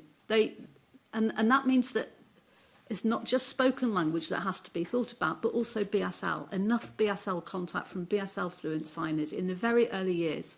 So in school services for deaf children in Scotland, the person who runs this service in the local authority is sometimes an expert in additional support for learning. They don't know about the early years. This part of the job has been with teachers of deaf children since the 60s, but the person who's in charge of it in the local authority really thinks it starts in nurseries. Well, it doesn't. It starts well before that. So it is a difficult problem, and it's a multifaceted problem, to try to get health staff to be more positive about BSL, not to talk about Makaton and sign along, but to talk about BSL. And I'm including here speech therapists and doctors, the cochlear implant surgeon, which surprisingly is a person who sometimes has quite a strong role in how parents think, and all of the people who are in the health service, they have to know more about BSL. It is in the national plan, the second national plan, but I'd like to know how it's going. It's very important to get language rights for deaf children so they have at least one fluent language established by the time they start school. It's a very big challenge, but I think it's possible to do it. Thank you, Rachel. Thank you. Lucy? I think that's two different things we're speaking about there. You know, I mean, I was born deaf, and I had access to a speech and language therapist, and I do wish that the audiologist was specific. They rely too much on speech and language therapists now in audiology, and I don't think they should be. I mean, it's a very stressful and a lot of pressure that they put on a child to learn how to speak. And parents shouldn't be allowing that burden. So they should be allowing children to have both languages. You know, the same with other children who, you know, other children who speak other foreign languages, you don't have such a pressure. You're not forcing them to speak, you know, English or, you know, or to choose which language to speak. So there's a huge pressure from the audiologists to put pressure on speaking. And I think we need to change that. Audiologists need to change their attitude towards that. And then, you know, there's huge fundings going into speech and language therapy, cochlear implants, but not to BSL. So there should be more funding, and because you should be speaking to families to ask them what it is that they want, what's the best approach for their child. Speech and language therapy is good, but it's not the only way, and it shouldn't have to be a split. Children and families should be able to have both. Thank you. Lucy, on that point, there was feedback that there's pressure sometimes for that assimilation, I suppose we could call it, into the hearing world. How important is it to you that BSL is protected as a language and culture?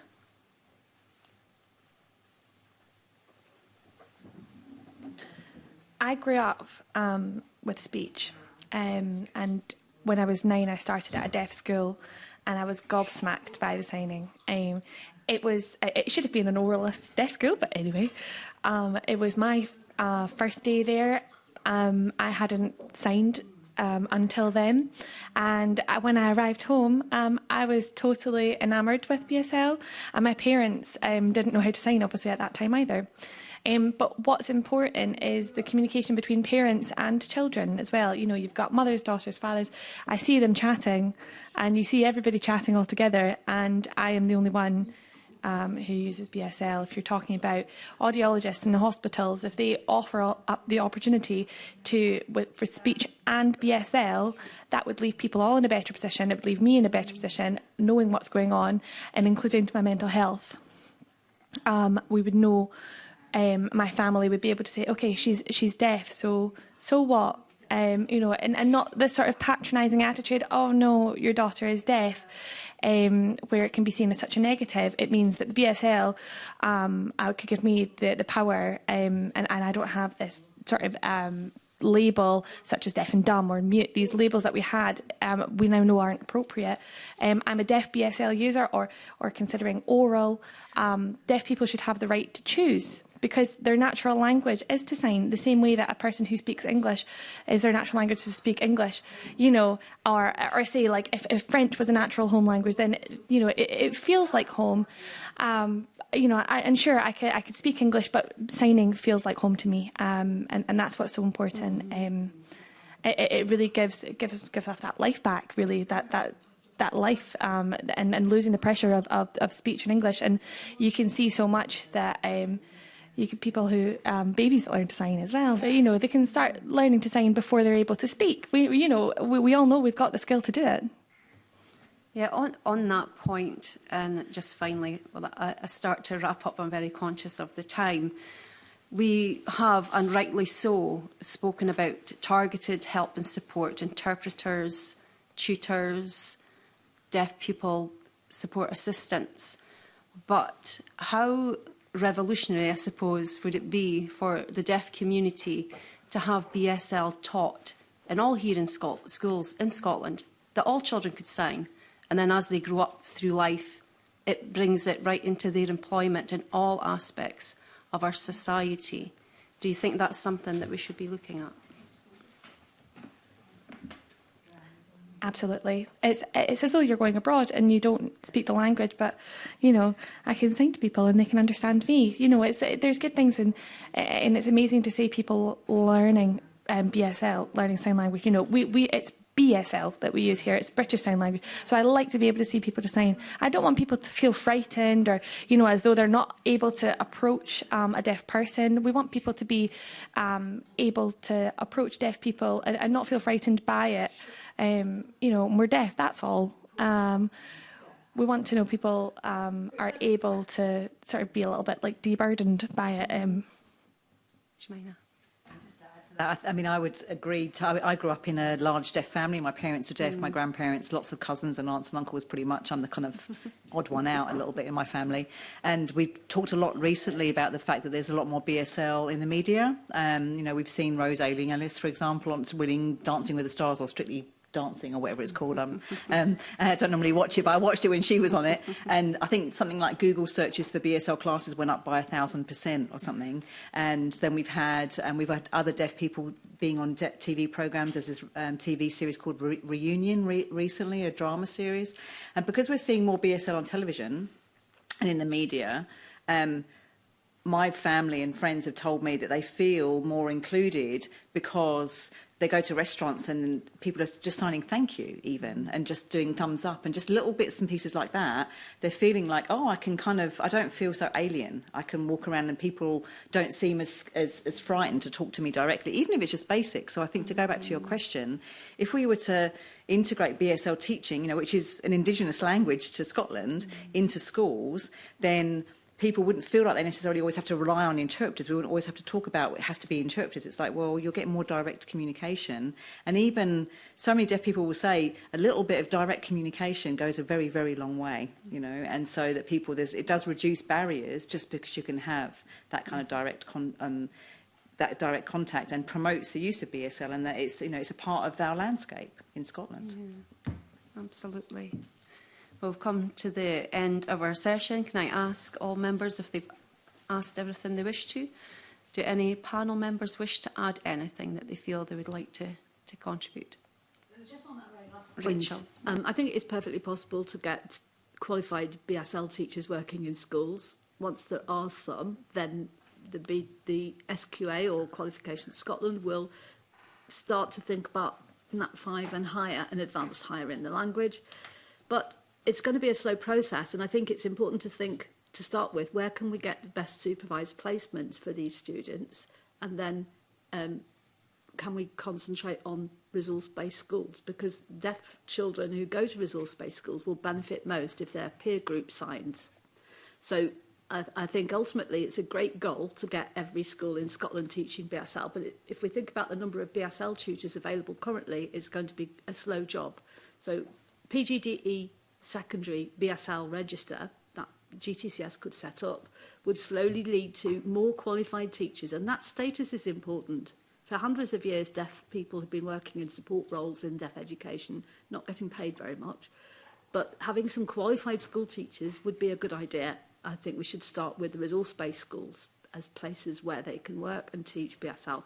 And hopefully Qualifications Scotland will come up with a Nat 5 and a higher and an advanced higher. Okay, thank you. Lucy? I just want to add on to that. I would like to add to Rachel's point. We only have 3 deaf interpreters and 2 trainee translators in Scotland, and I'm one of them.